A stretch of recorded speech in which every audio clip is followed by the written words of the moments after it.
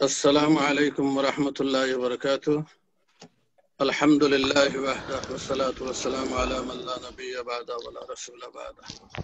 أما بعد, সম্মানিত দর্শক, এই মুহূর্তে আপনারা যারা আমাদেরকে দেখতেছেন বা শুনতেছেন সবাইকে অন্তরের অন্তঃস্থল থেকে মুবারকবাদ জানাচ্ছি। সাথে সাথে আজকের আমাদের এই মাদানী একাডেমি কর্তৃক আয়োজিত প্রখ্যাত শেখুল হাদিস আল্লামা শেখ ইমদাদুল হক হবিগঞ্জি নওয়ারাল্লাহু মারকাদাহুর জীবন বিষয়ক আলোচনা এবং ওনার রুহের মাগফিরাতের জন্য দোয়া কামনা করার যে উদ্যোগে আজকের যে প্রোগ্রাম, এই প্রোগ্রাম আমরা এখনই শুরু করতে যাচ্ছি। অনেক উলামায়ে হযরত আমাদের এই প্রোগ্রামে জয়েন্ট হয়েছেন। বিদায় আমি এখনই অফিসিয়াল প্রোগ্রামটা শুরু করতে যাচ্ছি। প্রোগ্রামের শুরুতে আমি তেলাওয়াত করার জন্য অত্যন্ত গর্বের সাথে আপনাদেরকে জানাচ্ছি যে আমাদের এই প্রোগ্রামে সুদূর বাংলাদেশ থেকে শেখ আল্লামা ইমদাদুল হক সাহেবের ভাই শেখুল হাদিস উনি হযরত মাওলানা ওয়াজুল্লাহ সাহেব উনি উপস্থিত হয়েছেন। হযরতকে একটু তেলাওয়াত করার জন্য অনুরোধ করব। মাশাআল্লাহ, জাযাকুমুল্লাহ। আউযু বিল্লাহি মিনাশ শাইতানির রাজীম। বিসমিল্লাহির রহমানির রহিম।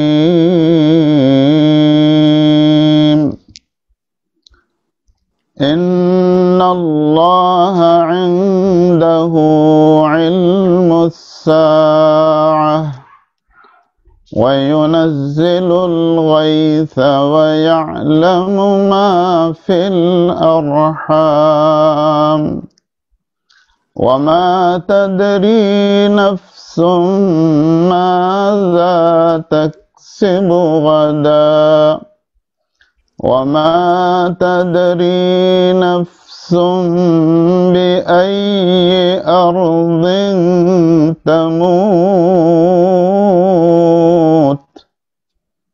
إن الله عليم خبير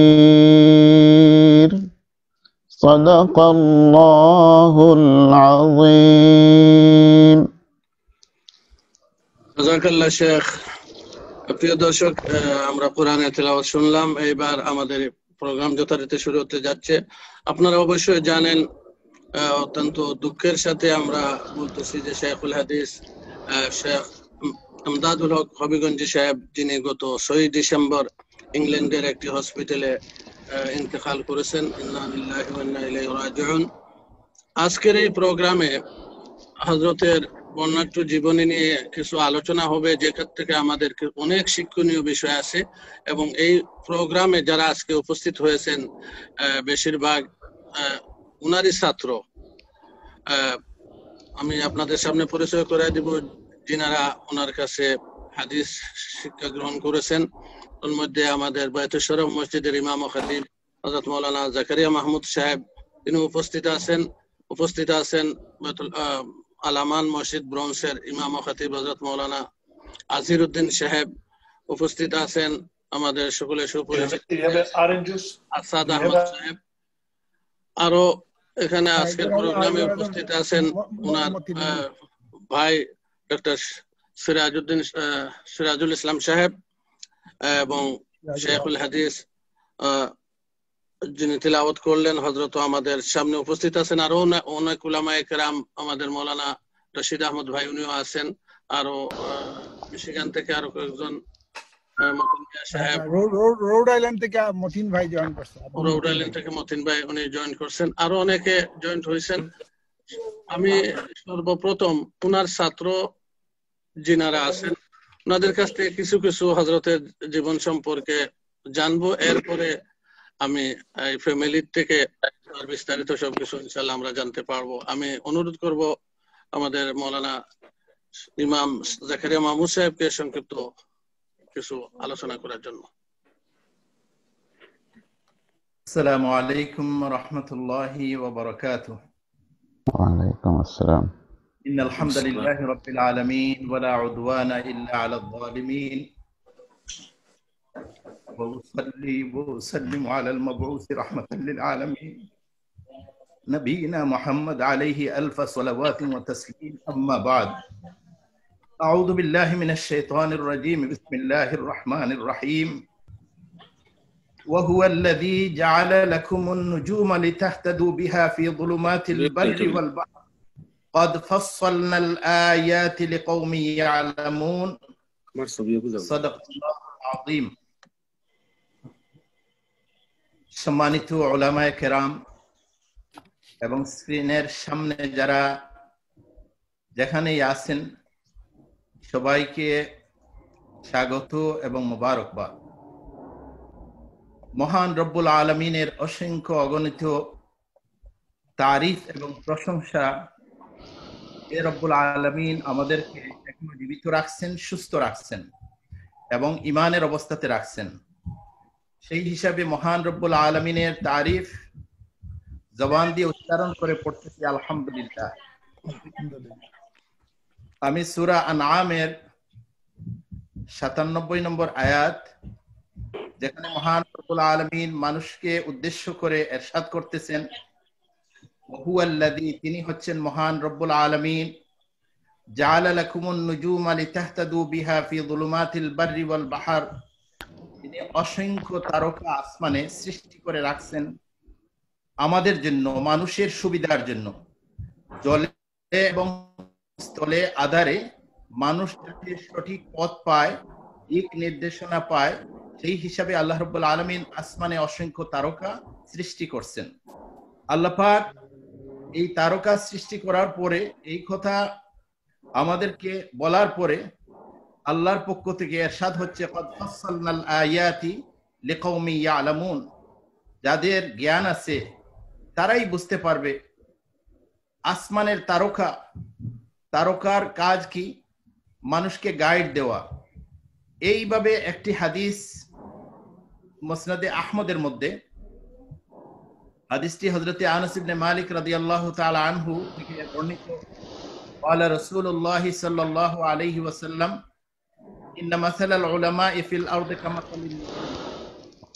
ইরশাদ হচ্ছে নবী করিম সাল্লাল্লাহু আলাইহি ওয়াসাল্লামের হাদিস, মাসালুল উলামা'i ফিল আরদ, উলামাদের দৃষ্টান্ত হচ্ছে এই জমিনের উপরে, কামাসালিন নুজুম, যেভাবে আসমানে তারকা, উলামারা জমিনে আসমানের তারকার মতো।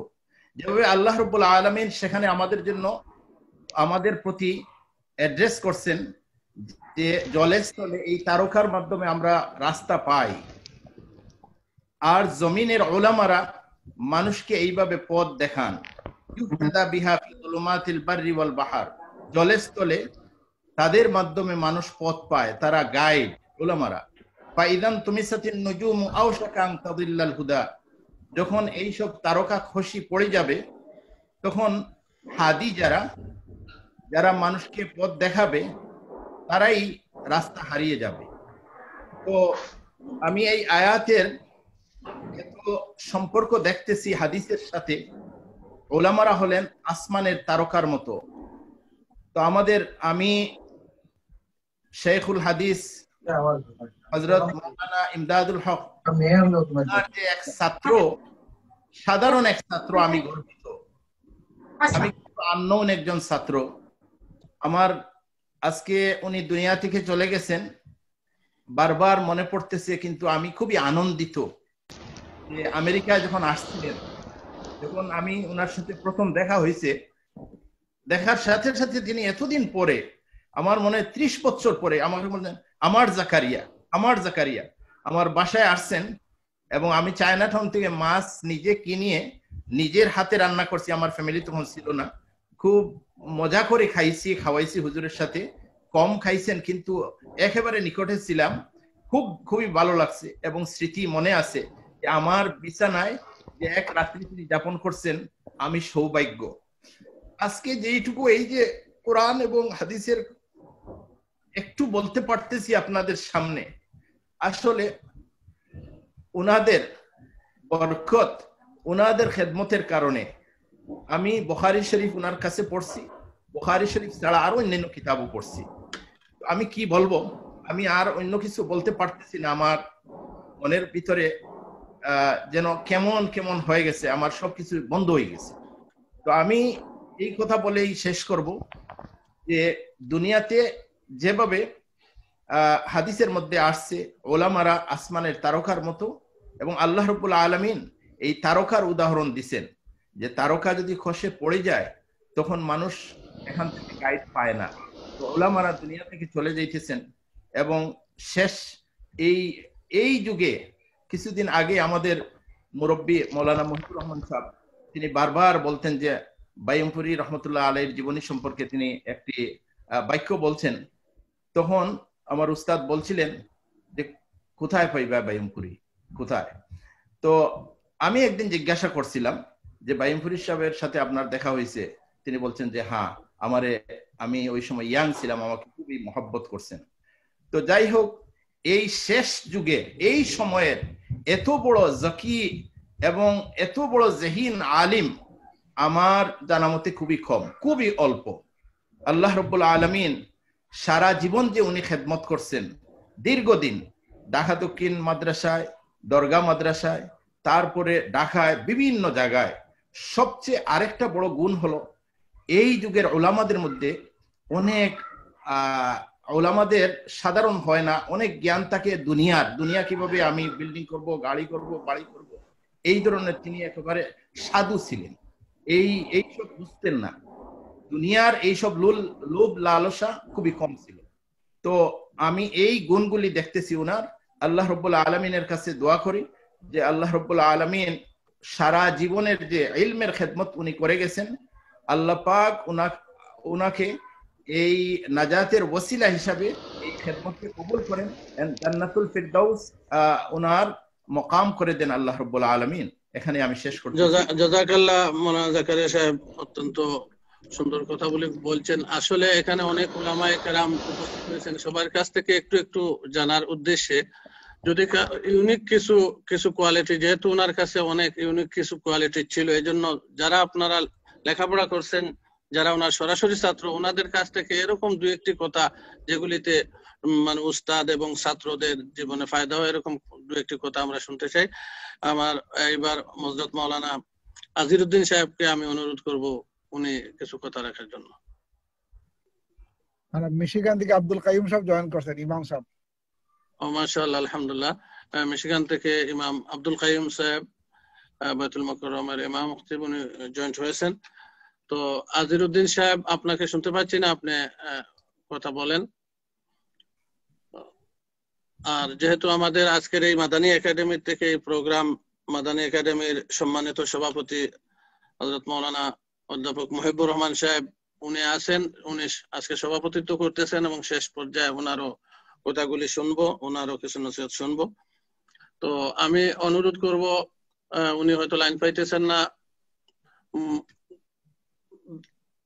ব্রঞ্জের মাওলানা আশরাফ হামিদুর রহমান আশরাফ সাহেব, আপনি কিছু অনুভূতি আপনার শুনতে চাই, আপনি ইয়ে করেন। যারা আসছেন অনেক হয়তো লাইন পাইতেছেন না। জি, এখন আমাদের হাফেজ রফিকুল ইসলাম সাহেব উনি উপস্থিত হয়েছেন। তো আপনারা আমার কথা শুনতে অসুবিধা হচ্ছে না? আপনারা শুনতে পাচ্ছেন? মাওলানা আজিরউদ্দিন সাহেব, যে শোনা যাচ্ছে আলহামদুলিল্লাহ। ওনাদের কথা আসতেছে না হয়তো, বুঝলাম না। আনমিউট করতে হবে, আনমিউট। ওরা নিজেরা করছেন আনমিউট, এটা ওপেন করেন।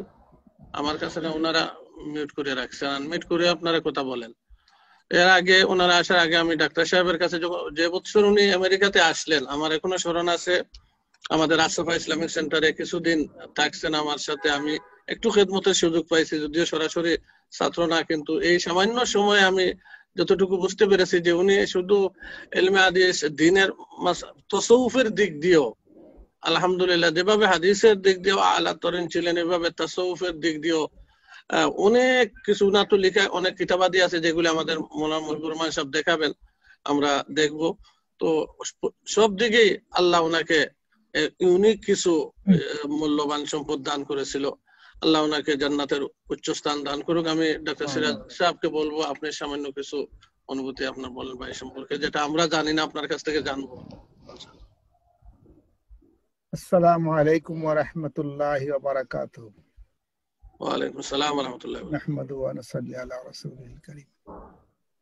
আজকে আমার ভাইয়ের দোয়ার জন্য আপনারা আয়োজন করছেন, এই জন্য মদিনা মাদানী একাডেমির সভাপতি এবং অন্যান্য আরো সঙ্গী যারা সবাইকে ধন্যবাদ জানাই। আপনারা এই আয়োজন করছেন এই জন্য আলহামদুলিল্লাহ। আমরা সৌভাগ্যবান যে আমরা মাওলানা তাফাজ্জুল হক সাহেব, মাওলানা ইমদাদুল হক সাহেব ভাই, আর সাথে সাথে যেভাবে জাকারিয়া সাহেব বলছেন উনি তো ছাত্র, আমি তো ওনার ভাই। একই বছরে 11 মাসের মাথায় 2 ভাই আমরা হারাইছি। কাজেই অনুভূতি বা কিছু বলার তো মানসিকতা এরকম রাখি না এখন। আর এমনিতেও আপনার দাওয়াত পাওয়ার পরে মনে করলাম যে আমি দোয়াতে শরীক হই। আমি কিছু বলার নিয়ত করেও আসি নাই। আমি মনে করি আমার ভাইয়ের জন্য দোয়ার আয়োজন করছেন, তারা ধন্যবাদটা দেই আর শরীক হই। বলতে যদি বলেন তো বলার তো, যেহেতু আমারও বয়স কম না, আমি তো ওনাকে দীর্ঘ সময় দেখছি, সুতরাং ছোটখাটো করে বলতে গেলে অনেক কথাই বলা যাবে। আমি আপনাদের সময় নষ্ট করব না। যেটা উনি বলেছেন মাওলানা রফিক সাহেব, ব্যতিক্রম ধর্মী দিয়ে একটা কথা বলি, যেখান থেকে হয়তো আপনারা যা বলবেন, নিজে লাইনের ছিলেন, হাদিসের উপরে বিশেষজ্ঞ। আমার তো এই ব্যাপারে কোনো ইলম নাই, ওই দিকে আমি যাব না। এটা আপনারা বলবেন, আমরা শুনবো। আমি দুইটা ব্যতিক্রমী দুই একটা কথা বলবো, যেটা হয়তো আপনারা হয়তো অন্য কেউ জানে কি জানে না জানি না, আমি জানি বলতে পারি। আমি যখন ক্লাস 8-এ বৃত্তি পরীক্ষা দিব, তখন রাত্রের বেলা আমি একটা ম্যাথ মিলাইতে পারতেছি না। আর বলে রাখি যে আমি কিন্তু ম্যাথে সবসময় 100% পাইছি, কোনোদিন 100 নিচে পাইতাম না। আমি একটা ম্যাথ মিলাইতে পারতেছি না ক্লাস 8-এ বৃত্তি পরীক্ষার আগে। উনি কিন্তু 8 পর্যন্ত পড়েন নাই। তো বলে কি করতেছো? আমি এই ম্যাথটা তো মিলে না। উনি বলেন যে দেখি দাও, আমার কাছে দাও। আমি দিতে চাইছি না, যে উনি আমার 8-এর বৃত্তির ম্যাথ উনি করে দিবেন, উনি তো পড়ছেনই না। আলহামদুলিল্লাহ, সামান্য সময় পরে উনি মিলাই দিলেন। এই কথা, এই গল্পটা আমি কিন্তু অনেক জায়গায় করছি, মেডিকেল কলেজেও করছি, যে আমার ভাইয়ের এই মেধা এরকম যে উনি স্কুলে না পড়েও আমার ক্লাস 8-এর একটা ম্যাথ উনি মিলাই দিতে পারছিলেন। এটা আমার এখনো মনে আছে। আমি যখন মেডিকেল কলেজে পড়ি তখন আপনারা জানেন, জাকারিয়া সব জানেন, যে আব্দুল হান্নান সাহেব আমাদের এখানে তফসির করতেন। উনি একটা মাহফিল করে গেলেন, যেহেতু তফসিরের পরে আমার রুমে বসতেন, তো বললেন যে তোমার ভাই ইমদাদুল হকের বয়ান শুনলে তো আমার ইমান তাজা হয়। এটা হলো আব্দুল হান্নান সাহেবের একটা বক্তব্য। তো এরকম কিছু কথা আরো বলতে পারি। 87 সনে যখন নাকি, আমি কিন্তু বলছি যে আপনাদের ওই লাইনে কথা বলবো না, তাসাউফের লাইনে, ইলমের লাইনে আমার তো বলার অধিকারই রাখি না, তবুও আমি আমার এই লাইনে বলি। 87 সনে যখন নাকি হবিগঞ্জ খুব উত্তপ্ত, জোয়া হাউজি বাম্পার নিয়ে, তখনকার ডিসি ছিল হেদায়েতুল ইসলাম চৌধুরী। সে আমার খুব বন্ধু মানুষ ছিল। সে বলে চুনারগাঁর তফসিরে সে ডিসি কে দাওয়াত দেওয়া হয়েছিল। আর এখানে ইমদাদুল সাহেব বয়ান এই পর্যায়ে গেছিল যে ডিসি সাহেব স্টেজ থেকে ওনার জুতা ফালাই বাকছিল। এই কথাটা সে আমাকে নিজে বলছে তার বাসায়। বিদায় বেলা যখন গেছিলাম, বলছে তোমার এই ভাইয়ের বয়ানের পরে আমি মনে করছি আমার স্টেজে থাকা ঠিক না, হয়তো মানুষ আমাকে পিটাইব। এইটা গেল তো এক লাইনের। 2 লাইনের আমি ওনার বললাম যে ওনার যে তেজস্বী বক্তৃতা, যেটা আব্দুল হান্নান সাহেব বলছেন, তার বয়ান শুনলে আমাদের ইমান তাজা হয়। আর তো প্রশাসনিক কথা বললাম। লাস্টে একটা কথা বলি, এটাই বলে শেষ করব হয়তো। আল্লামা আহমদ শফি সাহেবের জিন্দগিতে উনি সারা জীবন 2 জন ছাত্র গল্প করছেন, যেখানে যাইতেন। আর এই সুবাদে আমাদের পরিবারের সাথে ওনার সম্পর্ক এত ঘনিষ্ঠ ছিল। আমি আমেরিকা আসার পরেও হুজুরের সাথে টেলিফোনও কথা হইত, দেখা তো হইতই। এক পর্যায়ে উনি চাইলেন, আহমদ শফি রহমতুল্লাহ আলাই, যে ওনার হাটহাজারিতে ওনাকে যেন বুখারী শরীফে সাহায্য করেন ইমদাদুল হক সাহেব পড়ানোতে, এই প্রস্তাব দিলেন। এই প্রস্তাব দেওয়ার পরে এখন ইমদাদুল হক সাহেব আমার সাথে কথা বললেন যে তুমি হুজুরে কও যে আমি 6 মাস হলে যেতে পারতাম না। ওনার শর্ত ছিল যে 6 মাসের জন্য যে আমদাদ আসে আমার যেন বুখারীতে পড়াইতে সাহায্য করে। এই কথা হয়তো অন্য কেউ কাছে শুনবেন না, এই জন্য আমি বলতেছি আর কি। আমি বললাম যে ভাই সপ্তাহে আপনি যান না কেন? কারণ আমি 6 মাসের শর্তে যেতাম না। তুমি হুজুরের সাথে আলাপ করো যে আমি যতদিন বালা লাগে অতদিন থাকবো। আমি এই অত বড় তফাৎ আমি আলাপ করতে পারতাম না। বুখারী শরীফ পড়ানো আপনি পড়াইবেন আর শফি সাহেবের যত আমারই যত মহব্বতি আমার করেন, কিন্তু এই কথা তো বলার দুঃসাহস আমার নাই, আপনারা দুইজনে ফয়সালা করেন। তো এটা বললাম এই জন্যে যে শফি রহমতুল্লাহ আলাইহি মরার আগেও চাইতেন যে তাকে বুখারী শরীফে পড়ানো সাহায্য করার জন্য উনি যেন যান। তাই যে ওনার ইলমি যোগ্যতা এবং ওনার যে বুখারী শরীফের উপর যে অভিজ্ঞতা এখান থেকে প্রমাণিত। আলহামদুলিল্লাহ এরকম ছোটখাটো অনেক ঘটনা, যেহেতু আমার পরিবার আমার বড় ভাই যেটা ওনার বুখারী শরীফের আরবি শরহ করছেন এবং মক্কাতেও উনি দরস দিয়েছেন আরবি হাদিসের উপরে, এটাও আমরা জানি। এবং এটা আমি জানি, কিন্তু আপনারা বলবেন বলে আমি ওদিকে যাই না। আমি ব্যতিক্রমী কথাগুলো বললাম যেগুলো আমার নলেজে আছে। তো আমাদের মধ্যে আজিরউদ্দিন সাহেব, আমি ওনার কাছে যেহেতু সরাসরি উনি ছাত্র দরগা হযরতের কাছে পড়ছেন হিসাবে কিছু মানে এরকম কোন কথা দুই এক মিনিট সময়ের মধ্যে আরেকটা কথা বলে শেষ করে দেই। জি, আরেকটা কথা বলে শেষ করে দেই। আপনারা জানেন আমাদের নানা মাওলানা আসাদুল্লাহ রহমতুল্লাহ আলাইহি তখনকার ব্রিটিশ আন্দোলনের নেতা ছিলেন এবং বৃহত্তর ছিলেন, বাংলাদেশের বৃহত্তম বুজুর্গ। উনার কিন্তু রাখা নাম ছিল, বড় ভাই সাহেবের নাম ছিল আম্বিয়া আর ওনার নাম ছিল আউলিয়া। এই কথাটা বলার জন্য আমরা ছোটবেলায় আমরা জানতাম না ওনার নাম এমদাদুল হক, আমরা বড় হইয়া জানছি এমদাদুল হক। এই জন্য গ্রামের আশেপাশে সবাই জানতো আউলিয়া, আর বড় ভাইয়ের নাম জানতো আম্বিয়া। তো আউলিয়াদের যে সিফত যেটা আমার এই ভাইয়ের মধ্যে ছিল, এই জন্য নানা রাখার নাম আউলিয়া। এবং এটা ওনার নাম যেরকম ছিল, আমরাও বাস্তব জীবনে ওই যে জাকারিয়া সাহেব বলতে দুনিয়ার মোহ ওনার ছিল না, আউলিয়াদের জিন্দেগি ওনার জিন্দেগি ছিল। মানে আপনারা দাওয়াত দিচ্ছেন, আমার বাড়ির জন্য দোয়া করবেন, আমি আপনাদের কাছে এই জন্য মোবারক বা ধন্যবাদ জানাই। আর 2 নম্বর, যেহেতু আমি ওনার ভাই, আপনাদের সাথে চলাফেরা করছেন, নিউ ইয়র্কে আসছেন, দেশেও আসছেন, যদি কোনো ভুল ত্রুটি করে মানে কোনো আপনাদের মনে কষ্ট থাকে, আমি ওনার ভাইয়ের পক্ষ থেকে আপনাদের কাছে মাপ চাই, মাফ করে দিবেন। ওনার তো এখন মাপ চাওয়ার সুযোগ নাই, ভাই হিসেবে আপনাদেরকে মাপ চাই নিলাম। যদি কষ্ট দেওয়া থাকেন কোনো সময়, কোনো কারণে কোনো আচরণে মাপ করে জাযাকাল্লাহ ডাক্তার সাহেব, আপনার ভাই, আপনারা ধন্যবাদ দেই আপনাকে যে আপনারা একটা করতে পারবেন যে আপনার এত বড় বড় ভাই সবাই তো আপনার শাইখুল হাদিস, সবাই মুহাদ্দিস। আল্লাহ আপনার ভাইয়ের জান্নাতের উচ্চ মুকাম দান করুক। আমি হযরতের ছাত্র মাওলানা আজিরউদ্দিন সাহেবকে সংক্ষিপ্ত কথা বলার জন্য। আসসালামু আলাইকুম ওয়া রাহমাতুল্লাহি ওয়া বারাকাতুহু। সম্মানিত উলামায়ে কেরাম, আজকে এই মুহূর্তে আমাদের এই জুম অনুষ্ঠান যারা দেখছেন, তারা শরীক হবেন, যারা আয়োজন করছেন, সবাইকে ধন্যবাদ জানাই, মোবারকবাদ জানাই। আজকে যে ব্যক্তিকে নিয়ে আলোচনা চলতেছে বা আলোচনা করব আমরা, আমার মতো ওনার সঙ্গে আলোচনা করার তৌফিক আমি রাখি না। এই জন্য যে হুজুর আমাদের উস্তাদ মুকাররম, ভলিউমটা একটু কম শোনা যাচ্ছে আজিরউদ্দিন সাহেব। আমি যে কথা বলতেছিলাম যে হুজুর সম্বন্ধে আলোচনা করার তৌফিক আমি রাখি না। আল্লাহ রাব্বুল আলামিন ওনাকে যে গুণে গুণান্বিত করছিলেন, আমার জীবনে খুব কম মানুষের কাছে এই সমস্ত গুণ দেখছি। আমরা তো ছাত্র ছিলাম, কিন্তু এত ঘনিষ্ঠ হইতে পারি না ওনার সাথে। আল্লাহ রাব্বুল আলামিন খুব কম মানুষকে এক এক সময় অনেকদিন পর পর এক এক এলাকায় এই সমস্ত গুণ দিয়ে মানুষকে আল্লাহ রাব্বুল দুনিয়াতে পাঠান। আমাদের হুজুর এমন আমার দেখা মতে এমন কোন গুণ নাই যে ওনার কাছে ছিল না।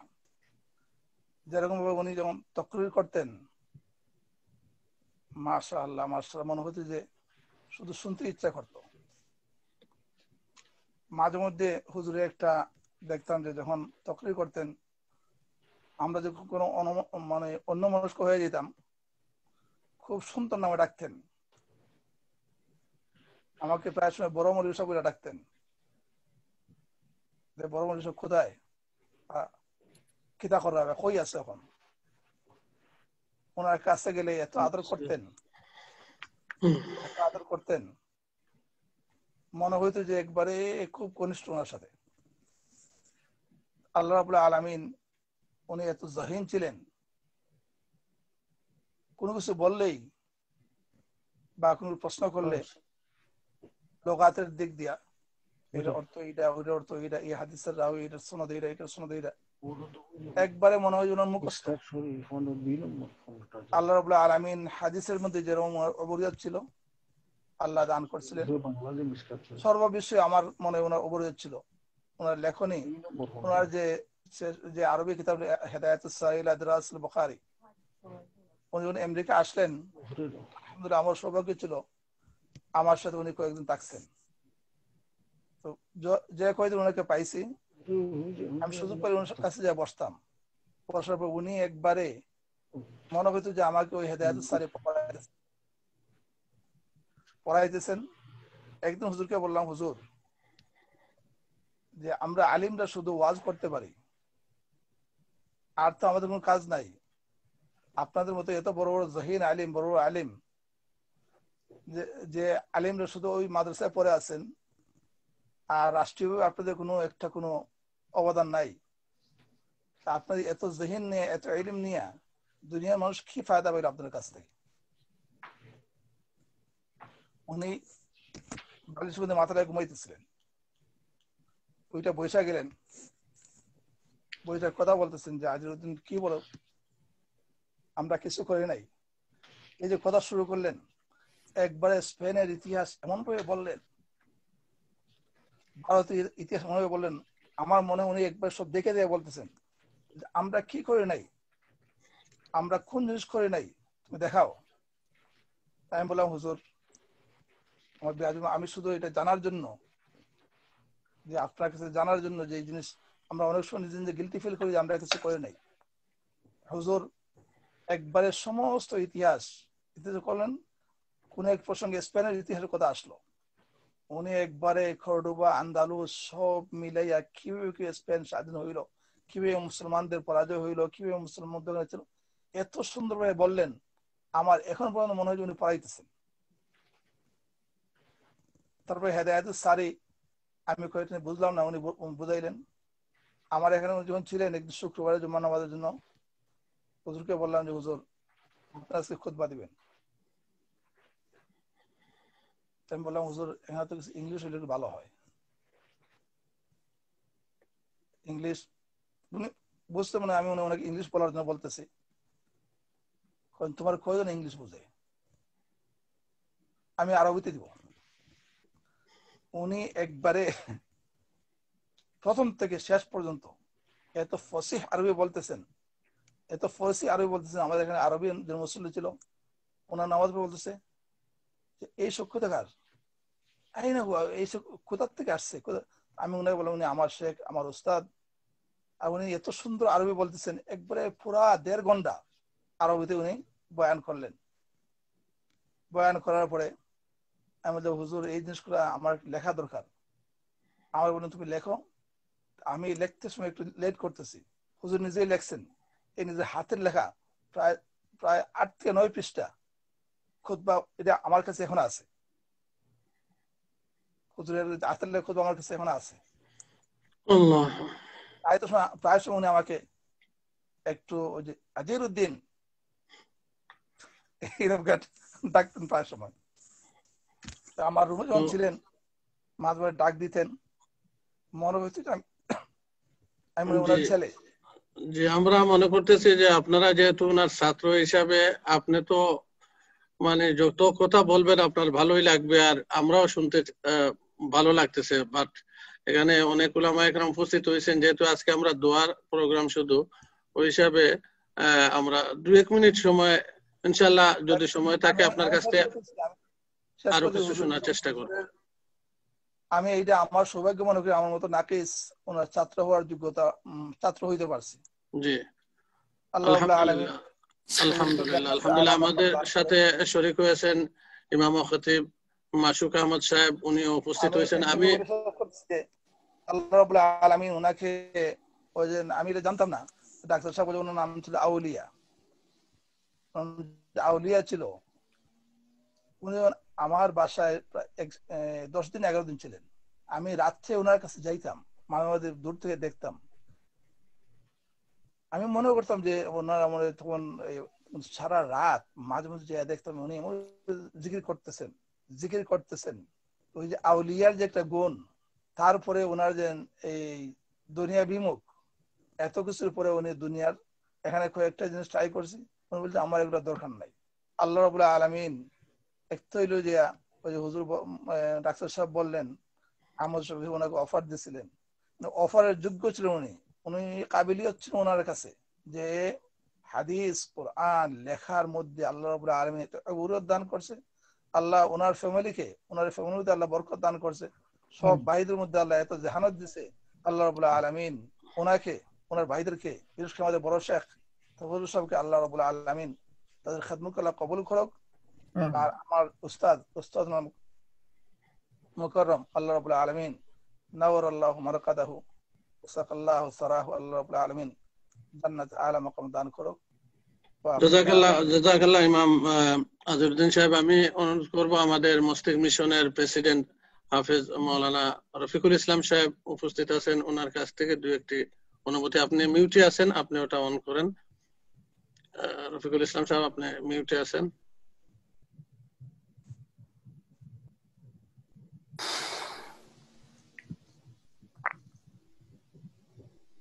না, এখনো কথা শোনা যাচ্ছে না, আপনি মিউটে।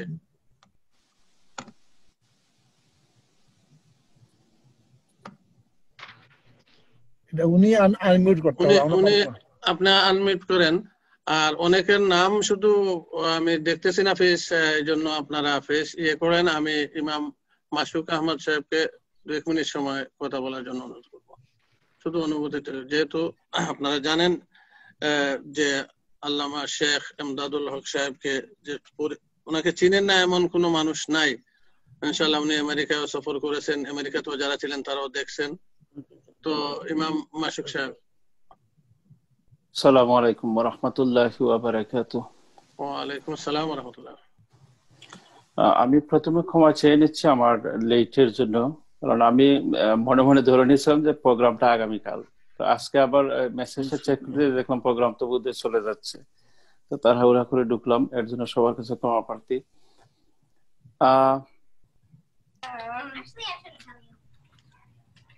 إن الحمد لله تعالى نحمده ونصلي على رسوله الكريم أما بعد أعوذ بالله من الشيطان الرجيم بسم الله الرحمن الرحيم قل هل يستوي الذين يعلمون والذين لا يعلمون وقال رسول الله صلى الله عليه وسلم علماء أمتي كأنبياء بني إسرائيل أو كما قال عليه الصلاة والسلام। এখানে যারা আমরা প্রোগ্রামে শরীক হয়েছে সবাই আলিম এবং সবাই আমার চাইতে জ্ঞানী মানুষ। আমার মনে হয় যে আয়াতটুকু আমি তিলাওয়াত করেছি এবং হাদিস, এটার মিনিং বলার দরকার নাই। আমরা যার স্মরণে আজকের মাহফিল করতেছি বা আমরা এখানে জয়েন্ট হয়েছি, উনি সরাসরি আমার বুখারী শরীফের উস্তাদ। আমি বুখারী আউয়াল ওনার কাছে পড়ছি ঢাকা দাখিল মাদ্রাসায়। মাশাআল্লাহ।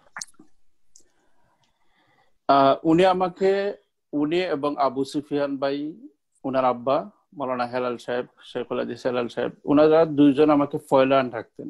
আমি সহ আমরা 3 জনকে ওনারা ফয়লান ডাকতেন। বিশেষ করে এই নামটা দিয়েছিলেন আমাকে হেলাল সাহেব।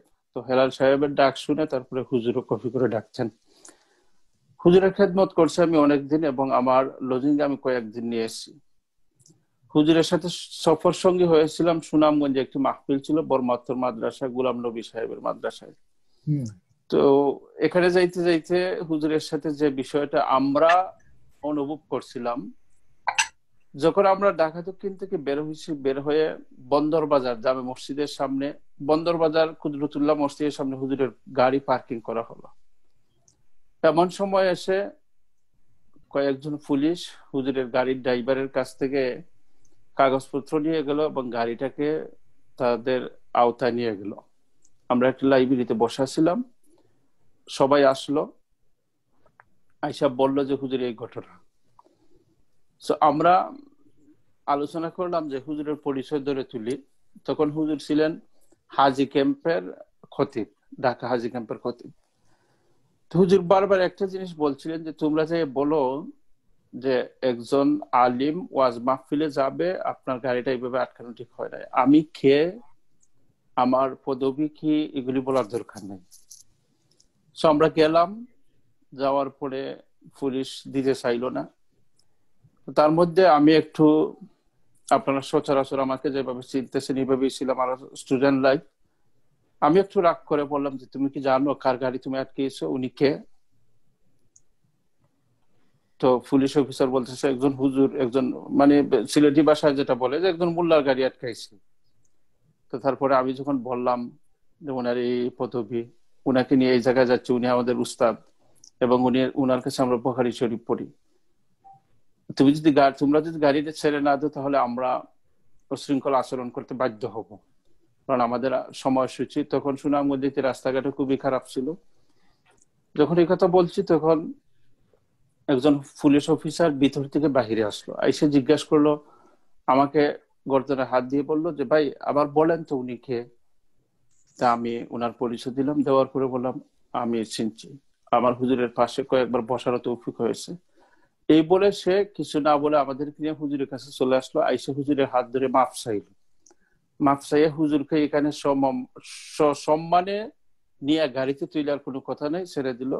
আমরা সুনামগঞ্জ যাচ্ছিলাম, তখন আমার বাড়ি যদিও সুনামগঞ্জের রাস্তাঘাট, তখন আমি বাই রোডে এই রাস্তা দিয়ে চলি না, সুনামগঞ্জ দিরের রাস্তা থেকে একেবারে জয়নগর বাজার যাওয়া পর্যন্ত।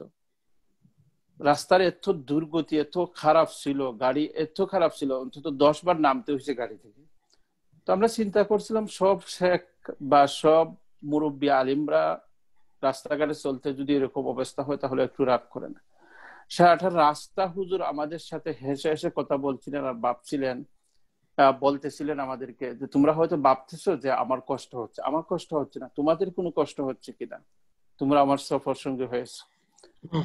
আমি তো নালায়েক, আমার কষ্ট হলে কোনো অসুবিধা নেই, কিন্তু তোমাদের জীবন এখন যে চলতেছে ফিরিস্তার পর তোমাদের পায়ের নিচে বিছিয়ে দিচ্ছে। আমি যে তোমাদেরকে কষ্ট দিচ্ছি আমার সফর সঙ্গী করে, এর জন্য তোমরা কি আমাকে ক্ষমা করবা? সো আমরা এই কথাগুলি শুনে স্তব্ধ হয়ে গেছিলাম যে হুজুরের মুখ থেকে এই ধরনের কথা, এত বড় একজন আল্লাহওয়ালা, এত উঁচু মানের একজন আলিম, হুজুর একটা বছর আমাদেরকে পড়াইছেন, আমরা কখনো হুজুরকে রাগান্বিত হতে দেখিনি। আসুন আমি 1-2 মিনিটের ভিতরে কথা শেষ করবো। আসুন এবার আমরা যে জামাতে বসতাম, হুজুরের বয়ান শুনতাম, তখনই শুনতাম হুজুর কোনো দিন মাগরিবের নামাজ পড়ে বসে 11:30টায় শেষ করতেন আমাদেরকে। আমরা মাঝে মধ্যে উঠে প্রস্রাব বা জরুরিয়াত যেগুলি সারতাম, সাইরে উজু করে আসতাম। হুজুর যে একেবারে বসতেন, একেবারে উঠে এশার নামাজ পড়ে তারপরে জরুরিয়াত যেগুলি আছে সেগুলি সারতেন। আমরা এই বিষয়গুলি নিয়ে খুব চিন্তা করতাম। এক পর্যায়ে আমরা শেষের দিকে হুজুর কিছু বই লিখছিলেন, তার মধ্যে থেকে একটি বই আমাদের সবার হাতে তুলে দিয়েছিলেন। আমরা যেদিন বই হাতে নেই, হুজুর সব সময় হাস্য বা আনন্দ, সবসময় হাসি মুখে থাকতেন, আপনারা যারা কাছ থেকে দেখছেন। তো ওই দিন হুজুর একটু বেশি আনন্দিত লাগছিল হুজুরকে। তো আমরা জিজ্ঞেস করছিলাম, হুজুর আজকে আমাদের হাতে বই দিচ্ছেন এবং আনন্দিত দেখা যাচ্ছে আপনাকে। তখন হুজুর আমাদেরকে বলছিলেন যে দেখো, এই বইটা শেষ করার জন্য আমি খুব চেষ্টা করছিলাম, পারতেছিলাম না। আমি ভাবছিলাম তোমাদের খতমে বুখারীর আগে তোমাদের হাতে বইটা দিতে পারবো কিনা, কারণ আমি এটা দিয়ে তোমাদেরকে বিদায় করতে চাচ্ছিলাম, শেষ উপহারটা আমার এটা। তো এই বলে আমাদের হাতে দিয়েছিলেন। এখানে একটি স্বপ্নের কথা হুজুর বলছিলেন, যেটা আমি এখন নাইব বললাম, এবং আমাদেরকে ওয়াদা করাইছিলেন যে তোমরা আমার এই স্বপ্নের কথাটা কারো কাছে কখনো বলবা না। এই স্বপ্ন থেকে আমরা বুঝছিলাম যে হুজুর যে ইলমে ওয়াহির খেদমত করে যাচ্ছেন এবং আল্লাহর নৈকট্য লাভ করছেন, এটা একটা প্রমাণ হয়েছিল। আরেকটা বিষয় হলো, আমার লজিংয়ে আমি যে বাড়িতে থাকতাম মাদ্রাসার পাশেই। মাসুক আহমেদ সাহেব, আমি একটু আপনাকে রিকোয়েস্ট করি যে এখন তো উনি দুনিয়াতে নাই, এখন স্বপ্নটা বলতে পারেন। এটা তো হুজুরের সাথে আমাদের ওয়াদা ছিল, আমরা বলবো না। এখন উনি থাকতে বা না থাকতে এই ধরনের কোনো কথা ছিল না, যেহেতু ছিল না এটা নাইব বললাম। আর আরেকটা বিষয় হলো যে যেহেতু আমাকে ফয়লোয়ান ডাকতেন, সেহেতু হয়তো বা আপনারা বুঝতেই পারছেন যে আমরা 29 জন ছাত্র ছিলাম, এর মধ্যে হয়তো বা আমাকে বিশেষভাবে আদর করতেন। তো আমি আমার লজিংয়ে নিছি হুজুরকে। লজিংয়ে নেওয়ার কারণ ছিল, এর আগে একদিন গেছেন, দোয়া করে আসছেন। আর আমার লজিং মাস্টার যিনি ছিলেন, উনি এমনিতে সম্পদশালী, জায়গা জমি যেটা ছিল খুবই দামি, কিন্তু ওনার একমাত্র ইনকামের ব্যবস্থা ছিল লন্ডন। তো উনি লন্ডনে ঢুকবেন, ঢুকার সময় কোনো একটা পেপার বা কিছু যেটা উনি সাথে নিয়েছেন, যেটা নেওয়া ঠিক না, এর জন্য ওনাকে আটকে দিয়েছে লন্ডন এয়ারপোর্টে। তো উনি এয়ারপোর্ট থেকে কল দিচ্ছেন, কল দিয়ে বলছেন আমার 30 বছরের জেল হবে, যে পেপারের জন্য আমি ধরা খাইছি। আগে তো আমরা সবাই জানি পাসপোর্ট এই ধরনের একটা কিছু হবে। ওনারা আমাকে বলছিলেন যে কিছু অন্যায় পেপার ওনার কাছে পাইছে, যেটা উনি জানে না, অন্য কেউ ঢুকাই দিচ্ছে এরকম। তো আমি আসার পরে এই ঘটনাগুলি ঘটছে। সারা রাত আমরা ফোনে ছিলাম। আমার লজিং মাস্টার ওনারা খুবই মহব্বত করতেন, উনি আমাকে বিশ্বাস করতেন, লজিং মাস্টার। তো উনি আমার সাথে রাত্রে 1:30টার সময় আমার সাথে ফোনে কথা বলছেন, বাকি সারা ফ্যামিলি মেম্বারদের সাথে কথা বলছেন, কান্নাকাটি করতেছেন। 1:30টার সময় কল দিয়ে আমাকে বলতেছেন যে বাবা, আমি তো তোমাকে মহব্বত করি, আমি নামাজ পড়ে তোমার কথা স্মরণ করে বলছি যে আল্লাহ, আমি একজন তালেবে ইলমকে মহব্বত করি, তোমার দিন অর্জন করতেছে, এর জন্য, এর খাতিরে যদি কোনো মুসিবত আমার কপালে থাকে তাহলে তুমি আমাকে এখান থেকে উদ্ধার করে দাও। উনি কান্না করছিলেন, আমাকে কি কথা বলছিলেন। তখন আমি বলছিলাম যে চাচা, আপনি চিন্তা করবেন না, আমার উস্তাদ বুখারীর উস্তাদ, আমার হয়তো লাগ ভালো, ওনার যাওয়ার কথা ছিল, আজকে যান নাই, উনি আরো 1 সপ্তাহ থাকবেন, আমাদেরকে পড়াবেন। আপনি যদি অনুমতি দেন তো ওনাকে কি বাদ ফজর বাড়িতে নিয়ে আসতে পারি? উনি বলে নিয়ে এসো বাবা, এবং আমি যদি কথা বলতে পারি তা আমি কল দিব। টাইমটা উনি আমার কাছ থেকে নিলেন, আমি বললাম ঠিক আছে ইনশাল্লাহ। তো আমি ফজরের নামাজে শরীক হলাম। নামাজের আগে যে হুজুরের কাছে ঘটনাটা 5 মিনিটে সব বললাম। তো বলার পরে হুজুর বললেন, হুজুর মাসুক ফয়লন, আমিও তো শুনছি হেলাল সাহেব আমাকে বলছেন যে তোমার লজিং মাস্টার তোমাকে খুব মহব্বত করে, এর আগেও যে গেছি আমিও তো দেখে আসলাম, তারা তোমাকে খুব বেশি মহব্বত করে। ঠিক আছে, আমি দোয়া করে দিচ্ছি, নামাজের পরে দোয়া করব এবং লজিং যাব। তো আমি শেখুল হাদিস হেলাল সাহেব, আবু সুফিয়ান ভাইয়ের আব্বা, উনাকে বললাম। হুজুরে খুব কান্নাকাটি করে দোয়া করলেন। ফজরের পরে নিয়ে গেলাম। নিয়ে যাওয়ার পরে হুজুর একটি রুমে ঢুকলেন, 10-15 মিনিটের জন্য আমাদেরকে বললেন যে এই রুমটা শুধু আমাকে ছেড়ে দাও। তো ঢুকলাম। ঢুকার পরে হুজুর কি করছেন, আমরা 10-15 মিনিট পরে দরজা খুললেন, উনি ডাকলেন, আমরা গেলাম। 5 মিনিট পরে কল আসলো। কল আসার পরে উনি বলতেছে যে হুজুর কোথায়। তখন উনি কান্না করতেছেন। আমরা বললাম চাচা, আপনার কি কোনো ব্যবস্থা হয়েছে? তো এখন উনি বলতেছে, আলহামদুলিল্লাহ বাবা, আমি তোমাদের কাছে বলতে চাই না, হুজুর কে আসছেন? আমি বললাম হ্যাঁ আসছেন। তাহলে হুজুরের কাছে দাও। তো আমি হুজুরের কাছে নিয়ে দিছি। দেওয়ার পরে উনি বললেন লাউড স্পিকারে দেওয়ার জন্য, আমি দিলাম। উনি কান্না করে বলতেছে, হুজুর আমি এখন নামাজ পড়ে শেষ করছি, নামাজের পরে একজন পুলিশ অফিসার আইসা আমাকে বলতেছে সবকিছু গুছানোর জন্য, আমাকে তারা হয়তো বাংলাদেশে দিবে না লন্ডনে প্রেরণ করে দিবে, তারা আমাকে জেলে দিচ্ছে না। তো হুজুরও উনার সাথে তাকবীর আলহামদুলিল্লাহ, তাকবীর আলহামদুলিল্লাহ বলে কান্না করতে শুরু করেছে। পরে ওনার সাথে কথাবার্তা হলো। ফোন রাখার পর আমরা জিজ্ঞেস করলাম, হুজুর কি বললেন? উনি হুজুর বললেন, উনি যাই বলুক, আমি বিশ্বাস নিয়ে আসছিলাম যে তোমার লজিং মাস্টারের প্রবলেমের সমাধান ইনশাআল্লাহ হবে, আল্লাহ পাক করে দিবেন। কারণ বাবা, বুখারী খেদমত করে যাচ্ছি এতদিন যাবত, কোন লোভ লালসা যেটার কারণে পাপাচিস্টের পাপাচারের লিস্টে মানুষের নাম বলে এই কাজ করি নাই। সো আল্লাহ পাক আমি না লায়েককে তো ফেরত দেওয়ার কথা না। সো হুজুরের কাছ থেকে এইটুকু পাইছি। তারপরে আরো একদিন আমরা গেছিলাম মাওলানা আসার সাহেবের শ্বশুর ওনার বাড়িতে, টাকাতুকিন মাদ্রাসার মুহতামিম শেখ শাহুজুরের বাড়িতে আমরা গেছিলাম হুজুরকে নিয়ে। তো ওইখানে শেখ শাহুজুর তখন নাই দুনিয়াতে, মৃত্যুবরণ করছেন। ওনার সন্তানদের সাথে বসছিলেন। ওইখানে তাদের কি একটা প্রবলেম ছিল, এখানে দোয়া করে দিয়ে আসছেন। সকালে দোয়া করছেন বাদ ফজর, ওনারা আসরের পরে আইসা বলতেছেন যে হুজুর আমাদের প্রবলেম সলভ হয়ে গেছে।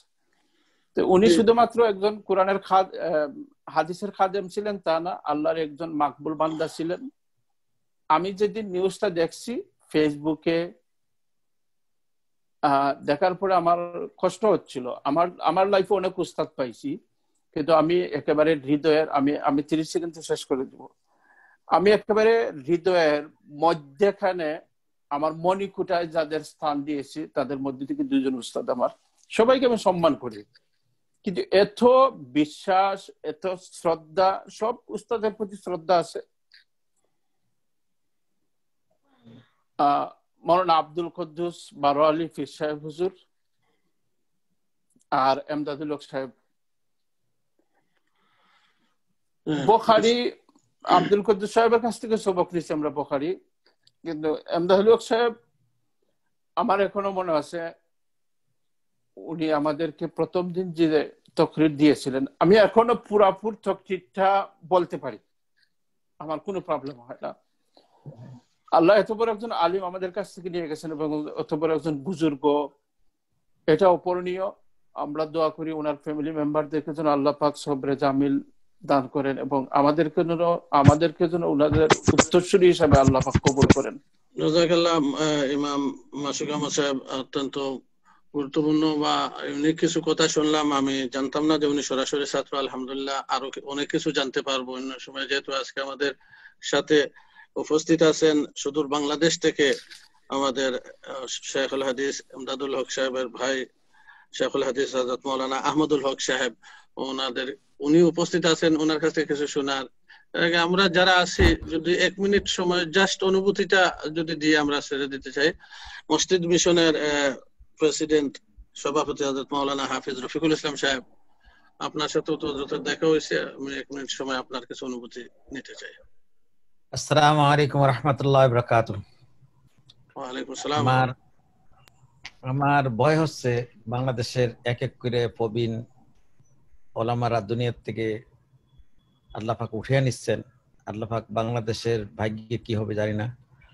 আমার ওনার সাথে দেখা হয়েছে যখন স্পিকার হুমায়ুন রশিদ চৌধুরী যখন পররাষ্ট্রমন্ত্রী ছিলেন, যখন উনি ঢাকাতে আসলেন, যখন লালবাগ মাদ্রাসা ভেঙে আজিজুল হক সাহেব উনি মোহাম্মদিয়া হাউজিং এ জামিয়া মোহাম্মদিয়া করছেন। জামিয়া মোহাম্মদিয়া যখন শুরু হয় তখন ওনাদের একটা মিটিং হইলেন। মরহুম আপনার হরমুজুল্লাহ সাহেব, আজিজুল হক সাহেব, হরমুজুল্লাহ সাহেব, নুরুদ্দিন গাহরপুরি সাহেব, আমাদের বাইতুল মুকাররম খতিব মাওলানা ওবায়দুল হক সাহেব, এর একটা ওই একতলাফের মধ্যে বলছেন আপনারা ঐক্য হয়ে যান। যদি একতার ওলামা রহমত, কিন্তু আপনারা একে অপরের একতলাফ করে যেন আমাদের মধ্যে কোনো ধরনের বিরোধ না হয়। মাওলানা এমদাদুল হক সাহেব দেখলাম এত সুন্দর কথা মশওয়ারা দিলেন। তা আমার এর সৌভাগ্য হইলো এই জন্য যে হুমায়ুন রশিদ চৌধুরী উনি পররাষ্ট্রমন্ত্রী ছিলেন তখন, ওনার ভাই আমিন রশিদ সাহেব বললেন যে আমি আবার ওখানে বাংলাদেশও ওলামাদের ঐক্যের ব্যাপারে আমি একটু ছাত্র থাকলেও একটু বিহাইন্ডে কাজ করতেছিলাম। নুরুদ্দিন গাহরপুরি সাহেব আমার খুব পছন্দ করতেন, এই জন্য যেহেতু আজিজুল হক সাহেবের আমি খাস খাদেম ছিলাম লালবাগে যখন মোহাম্মদিয়া আসছে, মোহাম্মদিয়া ভেঙে যখন আবার জামাই রহমানই হয় 7 মসজিদের এখানে, সেখানেও আবার নুরুদ্দিন গাহরপুরি সাহেব, এমদাদুল হক সাহেব আর মাওলানা হরমুজুল্লাহ সাহেব আর আব্দুল্লাহ দরখাস্তি সাহেব, তখন আবার পাকিস্তান থেকে আবার হাকিম আখতার সাহেব আসছিলেন। তখন ওনার দেখলাম যে এই এমদাদুল হক সাহেবের সাথে যখন সাক্ষাৎ হলো তখন আমরা ওই চার পর্বটা আসলো, দেখলাম যে ওনার তখন যে মাধুর্য আখলাক, আমার মনে হচ্ছে যে আসলে একজন আল্লাহর ওলি মানুষ। আল্লাহ পাক এই লোকদেরকে আল্লাহ পাক জান্নাতুল উত্ত আসম দান করুক। আমার জানি না, আমাদের পুরা বাংলাদেশ এক এক করে সবাইকে আমরা হারাই দিছি। মাওলানা তোফাজ্জল হক সাহেবকে হারাইছি, আমাদের এখানেও উনি আসছেন, বয়ান করছেন আমাদুল হক সাহেব। এবং ঢাকা তো কয়েকটা প্রোগ্রাম আমি হাজি ক্যাম্পে সেখানে ছিল। আমাদের আমিন রশিদের সাহেবের ঘরেও একটা ঘরোয়া বৈঠক ছিল, সেখানে আমি গেছিলাম। হুমায়ুন চৌধুরী সাহেবের মেয়ে জামাই নাসরিনের মেয়ে জামাই এসে ইফতেখার করিম, তার ঘরে একটা 4 চক্র হয়েছিল, সেখানে আমি নিয়ে গেছিলাম, আমিও সাথে ছিলাম। সেখানে বিশেষ করে উনি পরে আসছেন, পরে আমার সাথে উনি সম্পর্ক ছিল না, আমার সাথে সম্পর্ক ছিল নুরুদ্দিন গাহুরপুরি সাহেব। ওনার সাথে পরে আরেকজন আমার এক বন্ধু মানুষ ছিল জুবায়ের ভাই, উনি পরিচয় করে দেন আমাদের এই মুহাদ্দিস সাহেব। তখন আমার এই কথা উনির সাথে দেখলাম, যতক্ষণ ছিলাম প্রায় 5-7 ঘন্টা ছিলাম, দেখলাম যে আসলে আল্লাহর ওলিদের যেই সোহবত থাকা বা তাদের দেখার আখলাক, যেটা আসলে পুরোপুরিটি ওনার কাছে ছিল। তা আল্লাহ পাক আমাদের মাঝে থেকে যে বুজুর্গদেরকে উঠিয়ে নিচ্ছেন, আমাদের কি ভাগ্যে কি হবে। আমরা দোয়া করি আল্লাহ পাক, আমরা উনিরা চলে যাওয়ার পরে আমরা আশ্বাস করি, যখন জীবিত থাকে তখন তাদের এটা রিয়েলাইজ করি না। আসেন আমরা সব ওলামারা ঐক্যবদ্ধ হই। এখনো আমেরিকাতে কমসে কম, বাংলাদেশে তো ভয়ভীতি আছে, বাংলাদেশে অনেক জিনিস করা সম্ভব নয়। আমেরিকাতে আলহামদুলিল্লাহ আমরা প্রত্যেক ওলামারা কম বেশ ভালোই আছি।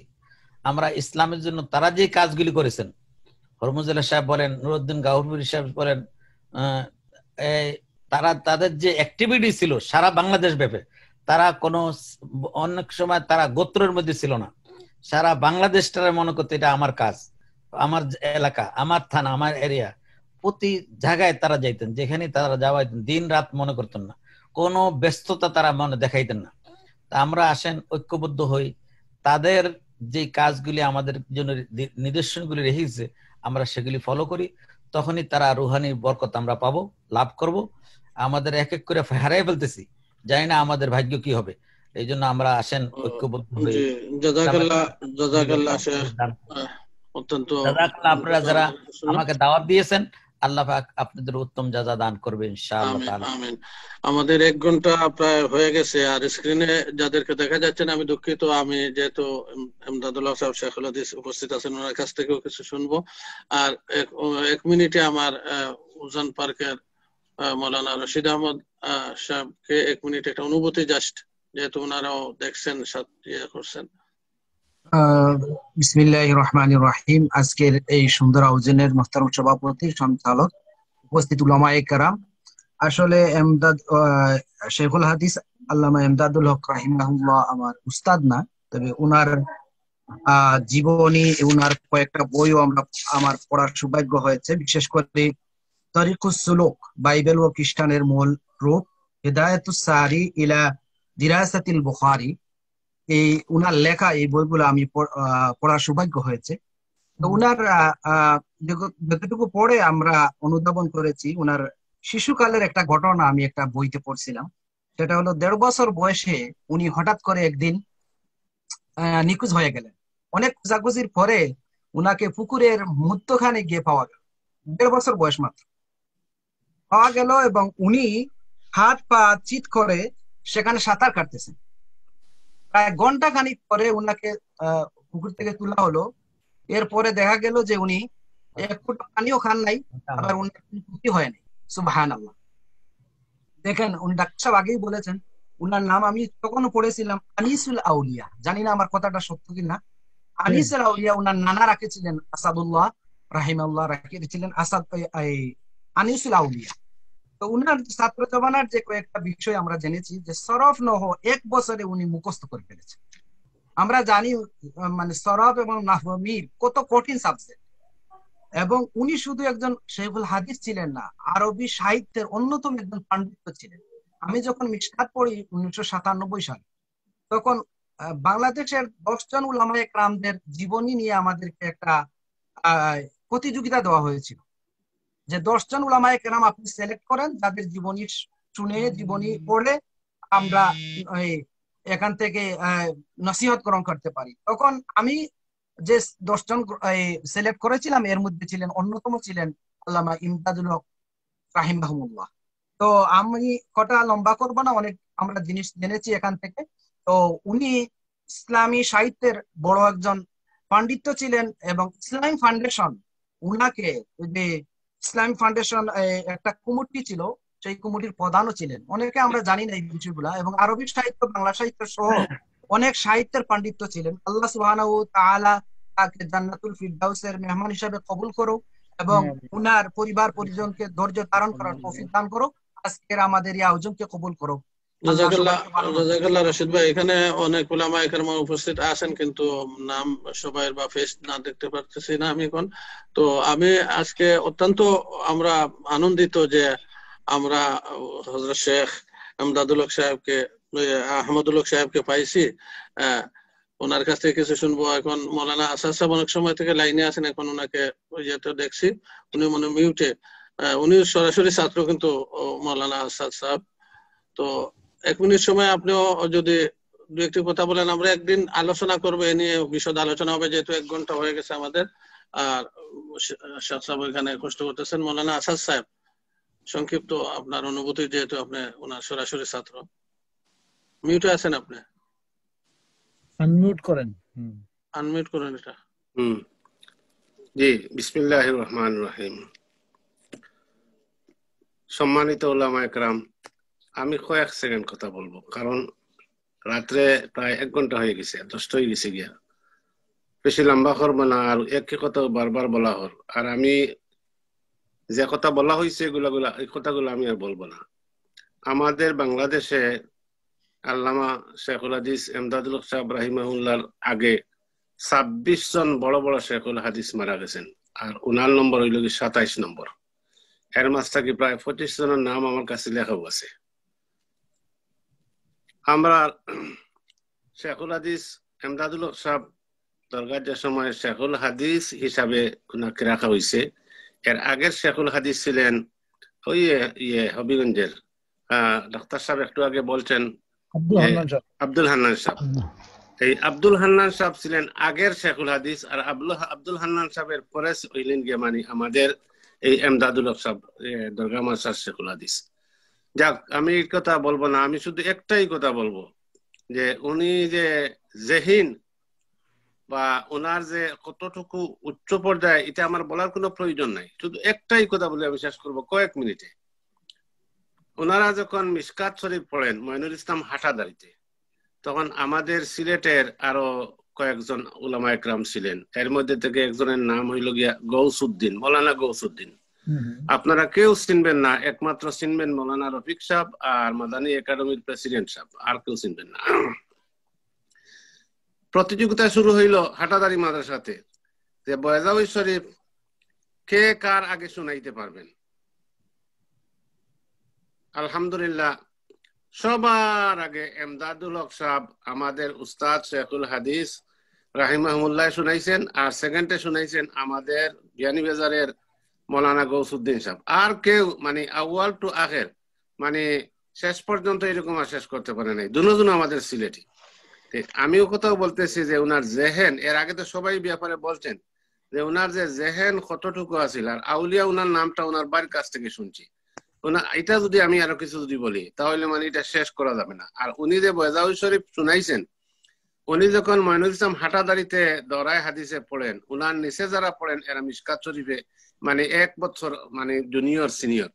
ঢাকা দক্ষিণ মাদ্রাসায় যখন সর্বপ্রথম উনি শেখুল হাদিস হয়েছেন, আর শেখুল হাদিস হওয়ার পরে ওই বছর যারা ওনার ছাত্র ছিলেন, স্টুডেন্ট, ওদেরকে উনি কথাটা বলছেন যে সিলেটের গৌরবের একটা কথা আমি তোমাদেরকে বলতে হবে, যারা ওনার ছাত্র অনেক ওনার বয়সী বা কেউ 3 মাস 6 মাস বছরে বড় হয়েছে এই সময়, কারণ 1 বছরের বেশ কম, ও তাদের কাছে বলছেন যে বয়জাউই শরীফের ঘটনাটা। যাই হোক, আল্লাহ পাকে আমাদের উস্তাদ, আমি অবশ্য ওনার কাছে হাদিস পড়ছি না, আর নিচে একটা কিতাব 2টা কিতাব পড়ছি, যে আল্লাহ পাক আমাদের হুজুরকে মানে এই খানদানের মধ্যে শেখুল হাদিস তবাজ্জুল হক সাহেব, শেখুল হাদিস ইমদাদুল হক সাহেব আর শেখুল হাদিস আহমদুল হক সাহেব, মানে আল্লাহ পাকে যে এই যে নক্ষত্রগুলা আল্লাহ পাকে মানে ওনাদের মানে ফ্যামিলির মধ্যে দান করছে, আল্লাহ পাক আমাদের মানে ওনার ফ্যামিলিতে হোক বা আমাদের ফ্যামিলিতে আল্লাহ পাক নির্মাল বদল দান করেন। এটাই আমার কথা। ওয়া আখিরু দাওয়ানা জাযাকাল্লাহ শেখ, আপনার কাছ থেকে অনেক সুন্দর তথ্য পাইলাম। আরো জানার সময় আছে, আমরা জানবো। আমি অনুরোধ করব বৈতুল মোকাররম আব্দুল কাইম সাহেব আছেন, 1 মিনিট উনি বলতে পারেন। আব্দুল কাইম সাহেব 1 মিনিট। আপনি ফেস স্ক্রিনে আসতেছে না বিদায় আমি যাদেরকে দেখতেছি না ইয়ে করতেছি না। আব্দুল কাইম সাহেব মিশিগানে, যদি আপনি স্ক্রিন অন করেন এবং মিউট আনমিউট করেন। চিনতেন বৈতুল মোকাররম তো প্রোগ্রাম করছেন 2 বার। জি জি জি, অনেক সম্পর্কিত মানে বৈতুল মোকাররম, তো আর উনি পুরাতন ইমাম। কাইম সাহেব একটু বলেন আপনি, আনমিউট করে 1 মিনিট। তো উনি মনে হয় ইয়ে করতে পারতেছেন, আনমিউট হইতে পারতেছেন না। তো যদি হন তাহলে পরে ইয়ে করবো। আমি হযরত হুজুরকে বলবো, আহমদুল্লাহ সাহেবকে, আপনার কাছ থেকে কিছু শুনে আমার মাদানী একাডেমির প্রেসিডেন্ট সাহেবের কথা শুনে দোয়ার মাধ্যমে শেষ হবে ইনশাআল্লাহ। বিসমিল্লাহির রহমানির রহিম।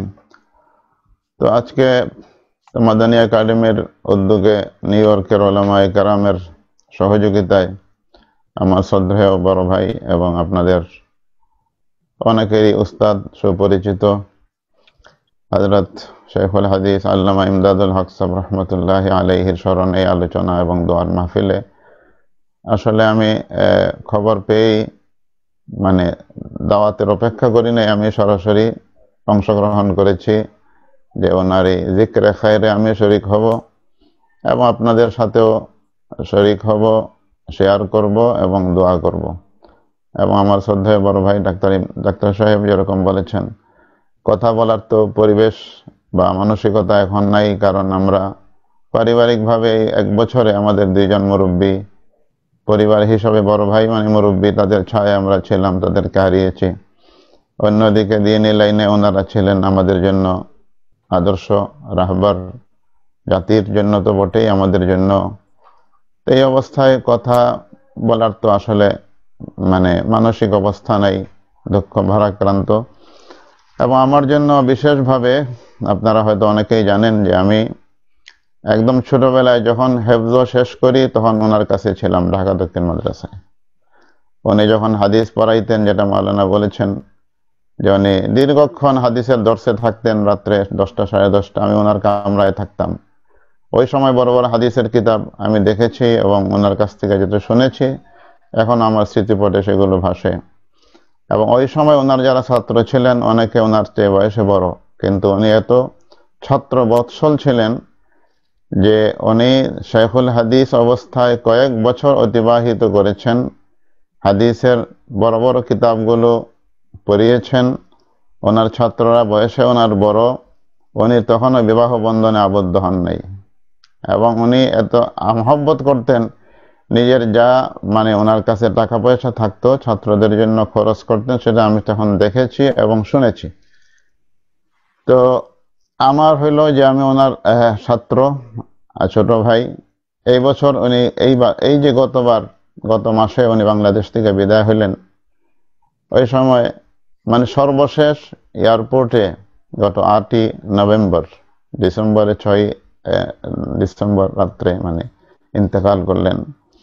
তো 8ই নভেম্বর এয়ারপোর্টে সকাল ফ্লাইট ছিল ওনার বোধহয় 10:30টায়, ওনাকে 9টার দিকে আমি এয়ারপোর্টে বিদায় করেছি, হুইল চেয়ারে করে ওনা বিদায় করেছি।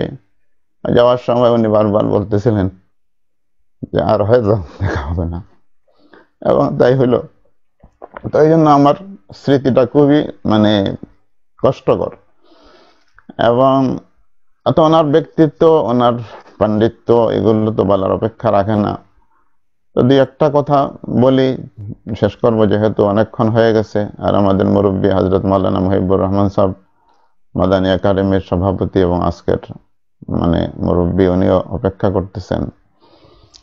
তো উনি হাটহাজারীতে লেখাপড়া শেষ করার পরে উস্তাদদের পরামর্শক্রমে তৎকালীন ময়মনসিংহের একটি মাদ্রাসায় ওনার বয়স 23-24 হবে, শেখুল হাদিস হিসাবে মনোনীত করেন।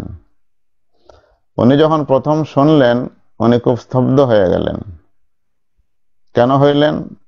2টা কারণ। একটা হইলো উস্তাদদের প্রতি ভালোবাসা এত বেশি ছিল, উনি চাচ্ছিলেন না হাটহাজারীর থেকে অন্য কোথাও যাবেন, ওনার এত যোগ্যতা, এত মেধা, এত পাণ্ডিত্য, তারপরও নিজেকে উনি মনে করেন নাই যে উস্তাদদেরকে ছেড়ে গিয়ে কোথাও উনি দর্শ দিবেন, শিক্ষক হবেন, মুহাদ্দিস হবেন।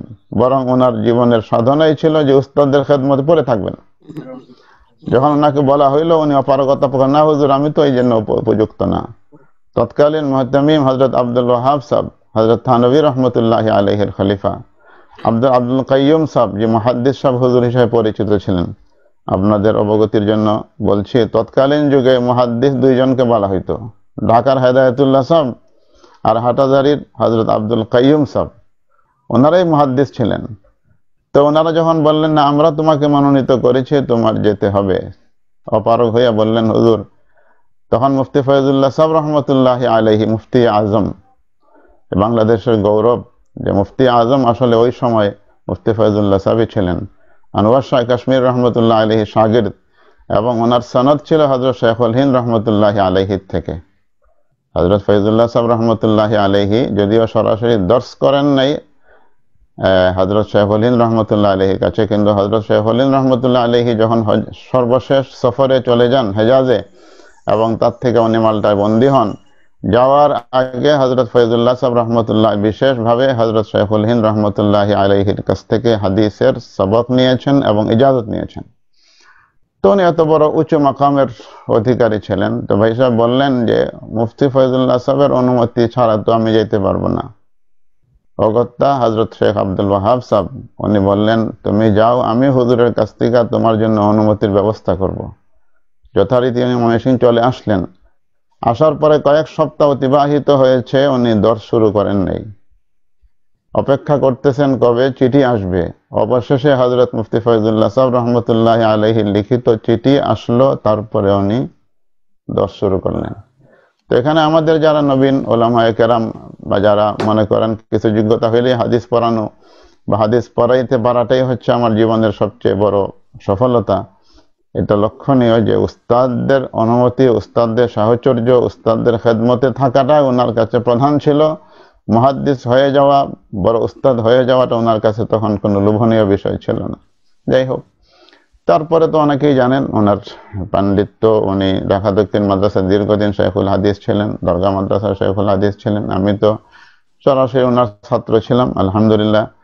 আমাদের সাথী যারা ছিলেন, আমার সাথী যারা দরগা মাদ্রাসার উস্তাদ, দুইজন ইন্তেকাল করেছেন। হাজী খলিলুর রহমান আমার সাথী, মাওলানা শফিকুল হক হাবিবপুরি উনি আমার সাথী, ওনারা দরগার উস্তাদ হিসাবে স্বনামধন্য উস্তাদ, ইন্তেকাল করেছেন। এখন মাওলানা আব্দুল নূর সাহেব আছেন। তো আমাদের সময়টা মানে বেশ ভালোই ছিলাম আমরা সবাই আলহামদুলিল্লাহ। তো আমাদের কাছে ওনার দর্শের যে আকর্ষণ ছিল, যে ঘন্টার পর ঘন্টা, উনি সবচেয়ে বড় বৈশিষ্ট্য ছিল ওনার, উনি বুখারী শরীফের দর্শের শুরুতে ইসলামের সামগ্রিক যে জীবন বিধান, সার্বজনীনতা, নবী রাহমত, এই বিষয়ে উনি যে ধারাবাহিক আলোচনা করতেন, আগের দিন যা বলতেন পরের দিন ঠিক ওই জায়গা থেকে শুরু করতেন। কোনো কিছু আদা হইতো না, কোনো কিছু রিপিট হইতো না, কোনো জায়গায় ওনার কোনো অস্পষ্টতা ছিল না। এটা হইল ওনার সবচেয়ে বড় একটা দর্শের বৈশিষ্ট্য ছিল। আর হাদিসের বিষয় তো আর বলার অপেক্ষা রাখে না। আর একটা ঘটনা বলে আমি শেষ করি। আপনারা অনেকেই হয়ে শুনেছেন ডক্টর ইকবাল উনি আমাদের ওলামায়ে কেরামকে উনি মনে করতেন যে তারা কিছুই জানে না। কিন্তু ডক্টর ইকবাল বলে যে যখন আনোয়ার শাহ কাশ্মীরি রহমতুল্লাহ আলাইহির সাথে আমার দেখা হইল, তখন আমি বুঝলাম যে ওলামারাও জানে। তো অনুরূপ ঘটনা আমাদের ভাই ইমদাদুল হক সাহেব রহমতুল্লাহ আলাইহি, উনি ঢাকা যখন আসলেন, তো ইসলামিক ফাউন্ডেশনে হাদিস সম্পাদনা বোর্ডের অন্যতম উনি সদস্য ছিলেন। তখন ঢাকা বিশ্ববিদ্যালয়ের অত্যন্ত মানে স্বনামধন্য প্রফেসর ডক্টর মুস্তাফিজুর রহমান, আরবি বিভাগের প্রফেসর, এবং উনি ইংল্যান্ড থেকে পিএইচডি করেছেন। খুব তখুর মানে ব্যক্তিত্ব, ডক্টর আইয়ুব আলী সাহেবের মেয়ের জামাই, এবং সব বিষয়ে ওনার বেশ পাণ্ডিত্য ছিল। উনি এমনি মাদ্রাসা বোর্ডে ফার্স্ট ছিলেন, ঢাকা ইউনিভার্সিটি ফার্স্ট ছিলেন। তো উনি আমার উস্তাদ, আমি যেহেতু ঢাকা ইউনিভার্সিটিতে পড়েছি। তো উনি বলেন, একবার বলছেন যে তোমার এই ভাই ইমদাদুল হক সাহেব, ওনার যে হাদিস শাস্ত্রে এত পাণ্ডিত্য, সেটা তো ওনাকে না দেখলে আমি জানতাম না। আমি বললাম কিরকম স্যার? যে আমরা যখন বোর্ডে বসি, তো সিহাসিত্তার হাদিস সম্পাদনা করতে গিয়া একই হাদিস বিভিন্ন সূত্রে বিভিন্ন হাদিসের কিতাবে উল্লেখ থাকে, একই হাদিসের মতন বিভিন্ন মানে সনদে বিভিন্ন কিতাবে উল্লেখ থাকে, একই রাবির হাদিস আলফাজের ইখতিলাফ সহ বিভিন্ন কিতাবে থাকে। তো আমাদের এগুলো খুঁজে বের করতে হইতো। তো উনি আসার আগ পর্যন্ত আমাদের জন্য এটা খুব কষ্ট ছিল। তো উনি যখন বোর্ডে আসলেন, তখন আমরা যখনই কোনো হাদিসের মতন বলতাম বা রাবি বলতাম, তো ওই হাদিস কোন কিতাবের কোথায় আছে, কোন পৃষ্ঠায় আছে, উঠে আমাদেরকে দেখাইতেন। সুবহানাল্লাহ। বর্তমানে কম্পিউটার যুগ, মাকতাবায়ে শামিলা হয়েছে, কিন্তু ওনার কাছে সমস্ত সিহাসিত্তা এবং হাদিসের যে সমস্ত কিতাবাদি ওনার নখদর্পণে ছিল, যে আলহামদুলিল্লাহ উনি যে কোনো হাদিস, যেমন হাফেজরা যেমন কোরআন শরীফের যে কোনো আয়াত যে কোনো জায়গার থেকে বের করে ধাইতে পারে, ওনারও আল্লাহ তাআলা এরকম পাণ্ডিত্য দান করেছিলেন। আর অন্যান্য বিষয় অনেকে বলেছেন ওনার তাসাউফ, আধ্যাত্মিক বিষয়, ওনার তো তাসাউফের উপরে কিতাবও আছে। এবং ঢাকাতে উনি দীর্ঘদিন ছিলেন, অনেক উপচুর মহলের সাথে ওনার যোগাযোগ ছিল, যেটা একটু ইঙ্গিত করেছেন হুমায়ুন রশিদ সাহেব এবং আমাদের স্পিকার, পররাষ্ট্রমন্ত্রী, আরো অনেকের যারা সিলেটের বড় বড় লোক ছিল, অনেকের সাথে ওনার পরিচয় ছিল। কিন্তু উনি পার্থিব কোনো সুবিধা লাভ করার কোনো ন্যূনতম চেষ্টাও করেন নাই, না হলে ওনার জন্য অনেক কিছু করার অবকাশ ছিল। যাক আলহামদুলিল্লাহ। তো ওইগুলো বলার তো আল্লাহ তাআলা ওনার সমস্ত খেদমতকে কবুল করেন, এটা হলো আমাদের বড় চাওয়া এবং পাওয়া। এবং আমরা যারা ওনার সুখ সন্তপ্ত মানে পরিবারের সদস্য, ওনার দুই ছেলে, এক ছেলে মানে দুবাইতে আছে হাফেজ মুস্তাফিজুর রহমান, আর এক ছেলে হাফেজ মুদ্দাসির লন্ডনে আছে। তো হাফেজ মুদ্দাসির ওনার ছেলে, সেই একাই ওনার দাফন কাফনের ব্যবস্থা করেছে। যেহেতু লকডাউন, অনেক পরিবেশটা অনুকূল ছিল না, তো আমাদের জন্য খুব দুঃখ হয় যে আমরা ওনার এই শেষ সময়ে আমরা যারা পরিবারের অন্যরা, আমরা তিন ভাই যারা আছি, তারা শরীক হইতে পারি নাই। ওনার তিন মেয়ে ওখানে আছে, তারাও খুব শোক সন্তপ্ত। তাদের সাথে ভিডিও কলে প্রায় কথা হচ্ছে। তো আপনাদের কাছে আপনাদের সময় নিলাম। তো আপনাদের কাছে সবার কাছে, যেহেতু ওনাকে মহব্বত করেন আল্লাহর ওয়াস্তে, দ্বীনের কারণে, আমরা সবাই দ্বীনের সাথে সম্পর্ক রাখি, তো দ্বীনের কারণেই মহব্বত, আল হুব্বু ফিল্লাহ। তো আশা করি আপনারা সবাই অন্তর থেকে মহব্বত করেন, ওনার জন্য দোয়া করবেন, ওনার খেদমতকে আল্লাহ তাআলা কবুল করেন। আর মানুষ হিসাবে তো আল্লাহর বান্দা হিসাবে আল্লাহর কাছে সবাই ছোট, মুখাপেক্ষী, বিনীত। তো এই হিসাবে ওনার দুর্বলতা, ওনার মানে যদি কোনো ধরনের থাকে, আল্লাহ তাআলা মাফ করে দেন। এবং আমার বিশ্বাস, যারা মৌলানাও ইঙ্গিত করেছেন, যে দীর্ঘদিন বুখারী শরীফের যে মকবুল কিতাব, যে বুখারী শরীফকে ইমাম বুখারী লেখার পরে হারাম শরীফে, কাবা শরীফের সামনে গিয়া দোয়া করে হজ্জত হিসেবে কবুল করাইয়া নিছেন। তো এই বুখারী শরীফের প্রায় 50 বছরের অধিক ধারাবাহিকভাবে উনি দর্শ দিয়েছেন। তো সের মকবুলিয়ত তো আমার বিবেচনায় কোন সন্দেহাতীত। তো আল্লাহ তাআলা অবশ্যই ওনাকে রহমত করবেন। আর এটা দিয়ে একটা কথা যদি বলি, তো আপনাদের সুবিধা হবে, যে আমি যেহেতু ছোট ছিলাম, ওনার সাথে থাকতাম, তো ওনার ব্যক্তিগত ডায়েরি ছিল, তো এগুলো আমি অনেক সময় দেখে ফেলতাম। এটা আমার মানে আউট অফ আর কি। তো আমি কয়েকটা দুইটা ঘটনা আমি বলি। তো ওনার ডায়েরিতে একদিন লেখা দেখলাম যে উনি বলছেন যে আজকে আমি আবওয়াবুল বিতির তিরমিজি শরীফের পাঠদানের পরে হানাফি মাযহাবের যে যথার্থতা উনি খুব জোরালোভাবে প্রমাণ করেছেন, এবং শাফি মাযহাবের যে দুর্বলতা বা হানফি মাযহাব রাজিহ, এটা উনি জোরালোভাবে প্রমাণ করেছেন। তো উনি লিখছেন ওনার ডায়েরির মধ্যে, উনি স্বপ্নে দেখলেন যে রাসূল করিম সাল্লাল্লাহু আলাইহি ওয়াসাল্লাম যাচ্ছেন, এক পাশে ইমাম আবু হানিফা রহমতুল্লাহি আলাইহি, আর এক পাশে ইমাম শাফি রহমতুল্লাহি আলাইহি। এবং যাওয়ার পথে একবার ইমাম আবু হানিফাকে জিজ্ঞাসা করতেছেন কোনো বিষয়, আর একবার ইমাম শাফিকে জিজ্ঞাসা করতেছেন।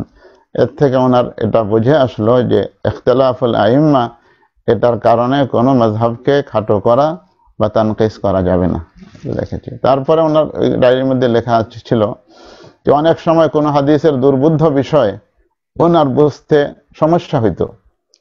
তো অনেক সময় স্বপ্নে রাসূল করিম সাল্লাল্লাহু আলাইহি ওয়াসাল্লামের জিয়ারত হয়েছে, এবং এরপরে ওনার হাদিসের মতলব, তার মাফহুম ওনার বুঝে আসছে। তো সুতরাং এটা সন্দেহাতীত যে দীর্ঘদিন যাবৎ হাদিসের খেদমতের সাথে ছিলেন। সমস্ত আকাবির উলামায়ে কেরামের সাথে ওনার সম্পর্ক ছিল সিলেটের, এবং দেওবন্দের কারি তৈয়ব সাহেবের সাথে ওনার খুব সুমধুর আন্তরিক সম্পর্ক ছিল। দরগায় থাকতে কারি তৈয়ব সাহেব রহমতুল্লাহ আসছেন, ওনার হাদিসের সনদও দিয়েছেন, তারপর ওনার সাথে ব্যক্তিগত অনেক দীর্ঘক্ষণ ওনার আলাপ আলোচনা হয়েছে। ইউসুফ বিন নূর সাহেব রহমতুল্লাহ আলাইহি হাটাজারি আসছেন, ওনার কাছ থেকে ওনার সনদ আছে। মুফতি শফি সাহেব রহমতুল্লাহ আলাইহি হাটাজারি আসছেন, ওনার সনদ আছে। হযরত জাকারিয়া রহমতুল্লাহ আলাইহির সাথে হরমে ওনার সাথে দেখা হয়েছে। তো যাই হোক, অনেক বৈচিত্র্য ওনার জীবন। আল্লাহ তাআলা আমাদেরকে ওনার জীবন থেকে শিক্ষা গ্রহণ করা এবং ওনার মানে সামান্যতম যদি ওনার আদর্শ, ওনার যে মানে অনুকরণীয় বিষয় সেটা আমরা ধারণ করতে পারি, সেটা আমাদের জন্য, পরিবারের জন্য এবং সবার জন্য অত্যন্ত এটা সাআদাতের বিষয় হবে। তো আমি অবশেষে আপনাদেরকে আবারও সময় নেওয়ার জন্য দুঃখ প্রকাশ করছি এবং আপনারা সবাই হযরতের জন্য মাগফিরাতের দোয়া করবেন এবং যতটুকু সম্ভব ইসালে সওয়াব করে ওনাকে স্মরণ করবেন। তো এর ফায়াদ ইনশাআল্লাহ আমরাও পাবো, ওনারও ইনশাআল্লাহ আল্লাহ তাআলা দরজাত বুলন্দ করবেন। আমিন। ওয়া আখিরু দাওয়ানা আলহামদুলিল্লাহ। আমরা অত্যন্ত সুন্দর কথাগুলো শুনছি, যেগুলো হয়তো জানতাম না, এই সুবাদে আমরা আজকে জানতে পারলাম। সম্মানিত দর্শক ভিউয়ার, যে যেখান থেকে দেখতেছেন আমাদের মাদানী একাডেমির এই দোয়া এবং আলোচনা মাহফিলের আমরা শেষ পর্যায়ে চলে আসছি। আগেও আমাদের মৌলানা সাহেব বলেছেন যে ভয় লাগতেছে, মসজিদ মিশনের হাফিজ রফিক সাহেব বলছেন যে আমাদের ভয় লাগতেছে যে অল্প দিনের মধ্যে বড় বড় আলেমরা দুনিয়া ছেড়ে চলে যাচ্ছে। এর মধ্যে গতকালকে যে এক সংবাদ আসলো, আমাদের হযরত ইমদাদুল হক সাহেব চলে গেছেন। এদিকে পাকিস্তানের সুপরিচিত একজন বড় আলেম এহসানুল হক মাদ্রাসার মুহতমি মৌলানা জারওয়ালি খান সাহেব, উনিও দুনিয়া থেকে বিদায় হইলেন। তো আসলে জানি না আমাদের সম্মুখে কি, আমরা দোয়া করি আল্লাহ যেন নেমাল বদল, ওই আল্লাহ তো আছেন যে আল্লাহ এদেরকে এত বড় আলেম, এত বড় দিনদার, এত বড় জয়ীদ হাদিসের জ্ঞান দান করেছেন। আল্লাহ চাইলে এখনো দিতে পারবেন। আল্লাহর কাছে আমরা এটা চাই, আল্লাহ যেন নেমাল বদল এরকম বুজুর্গ আমাদের মাথার উপর ছায়া হিসাবে আরো দুনিয়াতে জীবিত রাখেন এবং দুনিয়াতে পাঠান। সাথে সাথে আমি অনুরোধ করব মাদানী একাডেমির প্রেসিডেন্ট মোহতারাম হযরত মাওলানা মুহিবুর রহমান সাহেবকে, উনি একটু আলোচনা করে শেষ মুনাজাত করবেন। বিসমিল্লাহির রহমানির রহিম। সালাতু ওয়াসসালামু আলা আশরাফিল আম্বিয়া ওয়াল মুরসালিন, আম্মা বাদ। সময় 1 ঘন্টা না প্রায় 1.5 ঘন্টা হয়ে গেছে এবং সব প্রায় আমাদের সঞ্চালক সব বলতেছিলেন 1 মিনিট 1.5 মিনিট, কিন্তু দেখা যায় ওই 5-7 মিনিট 10 মিনিট হয়েই যায়, ওই শেষ হইল না শেষ। আর সব উলামায়ে কেরাম তো, আর বিশেষ করে উনার ছাত্ররাও আছেন, 2 জন ভাই আছেন, অনেকগুলো নতুন নতুন জিনিস আমরা শুনলাম। তো আমি আর লম্বা করতেছি না, বললে 1 মিনিট 2 মিনিট হয়ে যায়। উনার যে বর্ণাঢ্য এবং বৈচিত্র্য জীবন সম্পর্কে যা আলোচনা হলো, আমরা অনেক কিছু জানি আর অনেক কিছু জানি না শুনতে পারলাম। একটা জিনিস যে একটু আগে আরম্ভ হওয়ার আগেও বাইমফুরি সাহেব সম্পর্কে আলাপ হইতেছিল। কিছুদিন আগে আমরা একটা স্মরণিকা মদনী একাডেমির তরফ থেকে বের করতেছি আল্লামা আহমদ শফি সাহেব, শেখুল ইসলাম আহমদ শফি সাহেব এবং শেখুল ইসলাম আল্লামা বাইমফুরি মুশাহিদ বাইমফুরি সাহেব সম্পর্কে। তো ওনাকে আমার এই জন্য মনে হইল ওনাকে জিজ্ঞেস করার জন্য, যখন হযরত বাইমফুরি রহমতুল্লাহ আলাইহির ইন্তেকাল হইল, তখন সিলেট জামে মসজিদে একটা শোক সভা হয়েছিল। কড়িয়া শেখ সাহেব, গহরপুরি সাহেব, মানে সিলেটের সব বড় বড় আলিমরা ছিলেন। এখানে অনেকে অনেক কথা বলছেন, এগুলা বলবো না আমি। শুধু উনি মানে ইমদাদুল হক সাহেব একটা শের মানে উনি এটা পড়ছিলেন, 1 লাইন আমার মনেই আছে, মনে গেলে, আল আরাবি চল বচে, আল ফারাবি চল বচে, জমানা কা বুখারি চল বচে, জমানা কা বুখারি চল বচে। উনি সেদিন আমাকে বললেন, আরে বাইমফুরি কই হইবেন, বাইমফুরি কই হইবেন এটাই আপনি লিখে দেন, আর না হইল ঠিক আছে আমি লিখবো পরে। আর উনি আর ইয়ে করেন, আমাকে আর বলেন আমার তরফ থেকে আপনি লিখে দেন, আমি আর সময় পাই নাই। তো উনি ঠিক বাইমফুরি সাহেব সম্পর্কে, বাইমফুরি সাহেবের জীবনে কোনোদিন জীবনে যত পরীক্ষা দিচ্ছেন, যতখানে পড়ছেন, কোনোদিন আর সেকেন্ড হন নাই, ফার্স্টে হইতেন, প্লেস পাইতেন। বাইমফুরি সাহেব শেখুল যেখানে যাইতেন শেখুল হাদিস হিসাবে, এই যে একটা ইয়ের মতো মিল আর কি। আপনারা সবকিছু আলোচনা করে ফেলতেন। উনার কিতাব বেশ কয়েকটা আমার সামনে এখন পড়ার মানে পড়বার বেশ কতগুলো কিতাব আছে, দারাসাতুল বুখারী কিতাব। একটা জিনিস আমি সংক্ষেপে আলাপ করে শেষ করব। এর মধ্যে একটা কিতাব উনি লিখছেন বাইবেলের স্বরূপ ও খ্রিস্ট ধর্ম। হ্যাঁ, উনি যখন বিভিন্ন জায়গায় পড়ছেন, পড়াইছেন, ইসলামিক ফান্ডের সব বলছেন, মক্কা শরীফে কিন্তু মাদ্রাসায় সৌলতিয়া, এটা অনেকে হয়তো জানেন, অনেকে জানেন। মাদ্রাসায় সৌলতিয়া মৌলানা রহমতুল্লাহ কিরানবী, বহু পুরানা রহমতুল্লাহ কিরানবী রহমতুল্লাহ আলাইহি, উনার প্রতিষ্ঠিত সেই মাদ্রাসা। এবং রহমতুল্লাহ কিরানবী রহমতুল্লাহ উনি এত প্রসিদ্ধ ছিলেন, সবচেয়ে বেশি প্রসিদ্ধ ছিলেন যে ইসাইয়তের উপর, হ্যাঁ, খ্রিস্ট ধর্মের উপর উনি, ওই যে বর্তমানে যেভাবে আহমদ দিদা ছিলেন, ওইগুলো তো উনার সাথে তুলনাই হয় না। উনার যে ইজহারে হক যে কিতাব, যেটাকে মুফতি শফি সাহেব তর্জমা করছেন বাইবেল সে কোরআন তক, এই যে আমার এখানে আছে বাইবেল সে কোরআন তক, আল্লামা শফি রহমতুল্লাহ আলাইহি লিখছেন। আজকে আমি দেখলাম যে আমি কি বলে ইমাম রাজি, ইমাম কুরতুবী এবং ইবনুল কাইয়্যিম উনাদেরও ইসাইয়ত সম্পর্কে পড়ছি, কিন্তু রহমতুল্লাহ কিরানবী সাহেবের এটা তো আমি অবাক হয়ে গেলাম। হায় কত তথ্য! আমার মনে হয় ইমদাদুল হক সাহেব ওইগুলাই পড়ে, ওই মাদ্রাসায় উনি পড়াইছেন, হাদিসের দর্শ দিয়েছেন, এবং এর থেকে উনি এই কিতাবটা আমি পড়ছি, অনেকগুলা তথ্য অনেক সুন্দর করে বর্ণনা করেছে। এটা একটা মানে আমি বললাম যা তো বলার কিছু নেই, সব বলেই ফেলছেন, এটা অনেক বলেন নেই। এই জন্য এইভাবে উনি যে উনার যে পাণ্ডিত্য, হাদিস, তফসির, সাহিত্য, এগুলা সবগুলাই একেবারে অনবদ্য, এটা মানে অপ্রতিদ্বন্দ্বীর মতো। আল্লাহ তাআলা আর বেশি বলবো না, আমরা এটাই করবো, চেষ্টা করব যে একটা, এখন তো এই সময়ে হয় না, এগুলো অন্তত কয়েক ঘন্টার আমরা চেষ্টা করব, কারণ এত বড় একজন আলিম আমরা অনেকে হয়তো জানাই ছিল না।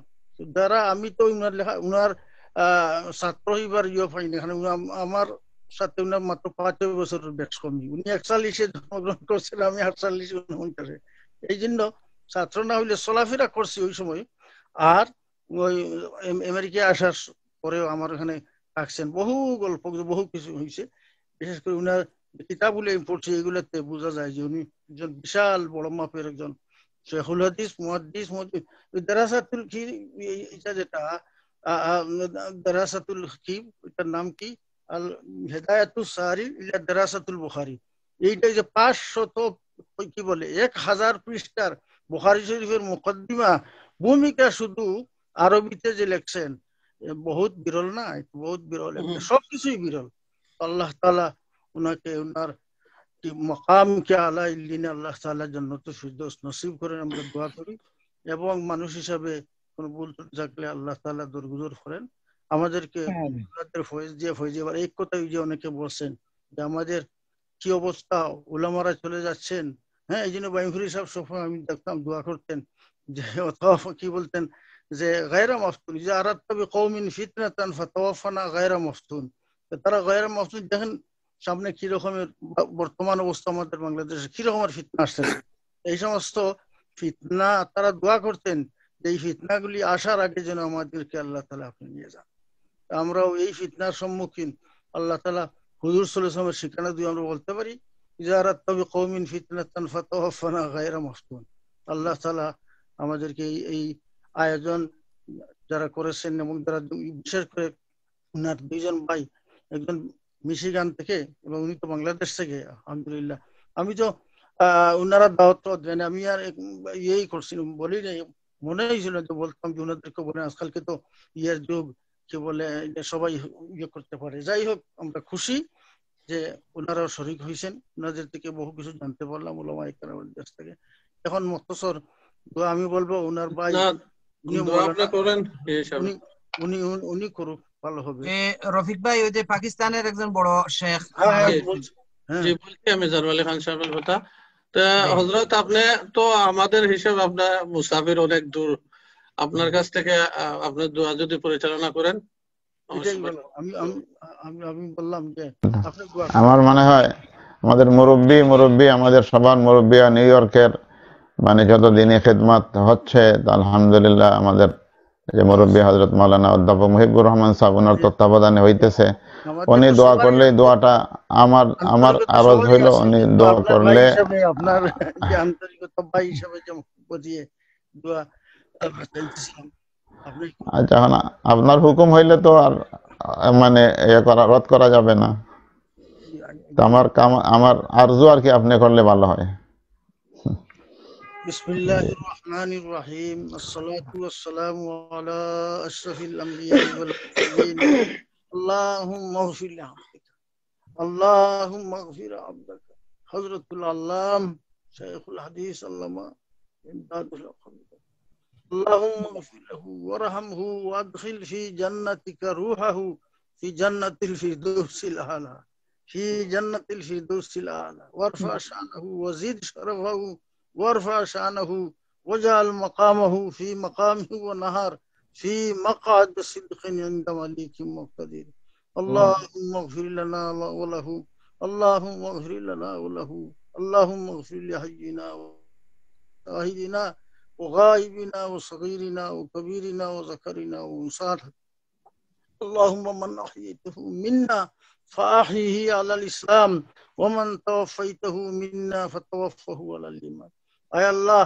আয় আরহামার রাহিমিন আপনার নবী বলেছেন যে আল্লাহুম্মা আরহাম খুলাফাই আল্লাহ আমার খলিফাদেরকে তুমি রহম করো বলা হয়েছে যে মানহুম খুলাফাউকা আপনার নবী বলছেন আল্লাযিনা ইয়ারউনা হাদিসি ওয়া ইউআল্লিমুনা নাস আপনার খলিফা আল্লাহ আপনার রসুলের কথা মতে যারা হাদিস পড়ায় হাদিস রওয়ায়াত করে হাদিস পড়ায় তারা রসুলের খলিফা ইয়া আল্লাহ বিশেষ খলিফা হাদিসের খলিফা চলে গেছেন আমাদেরকে রাখি আল্লাহ তার উপরে আপনি রহম করেন তার শরফ তার সম্মান বাড়াই দিন আল্লাহ ইয়া আরহামার রাহিমিন আলাইহিন জান্নাতুল ফিরদৌস নসিব করেন ইয়া আল্লাহ জান্নাতুল ফিরদৌস নসিব করেন ইয়া আল্লাহ জান্নাতুল ফিরদৌস নসিব করেন ইয়া আল্লাহ ইয়া আল্লাহ ইয়া আরহামার রাহিমিন তাদের ফয়েজ দিয়ে আমাদেরকে ফয়েজিয়াব করে দিন আল্লাহ আয় আল্লাহ তার পরিবার বর্গকে আয় আল্লাহ সান্ত্বনা দেন আপনি তাদেরকে সবর ধৈর্যের তৌফিক দেন আর আমাদের উপর আয় আল্লাহ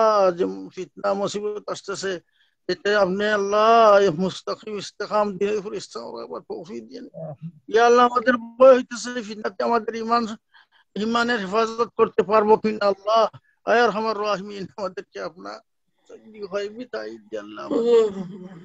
আবার বলতেছি আল্লাহ উনাকে মাফ করেন রহম করেন এবং উনার দরজা বুলন্দ করে দেন উনার পরিবার আত্মীয় স্বজন যারা আছে ছেলে মেয়ে যারা আছে সবাইকে সবরের তৌফিক দেন ইয়া আরহামার রাহিমিন আমাদের এই মাহফিল থেকে আয় আল্লাহ দরবারে রিসালাতে আমাদের লক্ষ কোটি সালাত আর সালাম পৌঁছাই দিন ইয়া আল্লাহ ইয়া আরহামার রাহিমিন তাকাব্বাল মিন্না দাওয়াতানা مرضية ومقبولة ومنظورة عندك يا الله يا رب العالمين وصلى الله تعالى على خير خلقه سيدنا ومولانا محمد وعلى آله وأصحابه وأزواجه وذرياته أجمعين برحمتك يا أرحم الراحمين السلام عليكم ورحمة الله وبركاته ওয়ালাইকুম আসসালাম يا الله রফিক ভাই ধন্যবাদ সবাই শরীক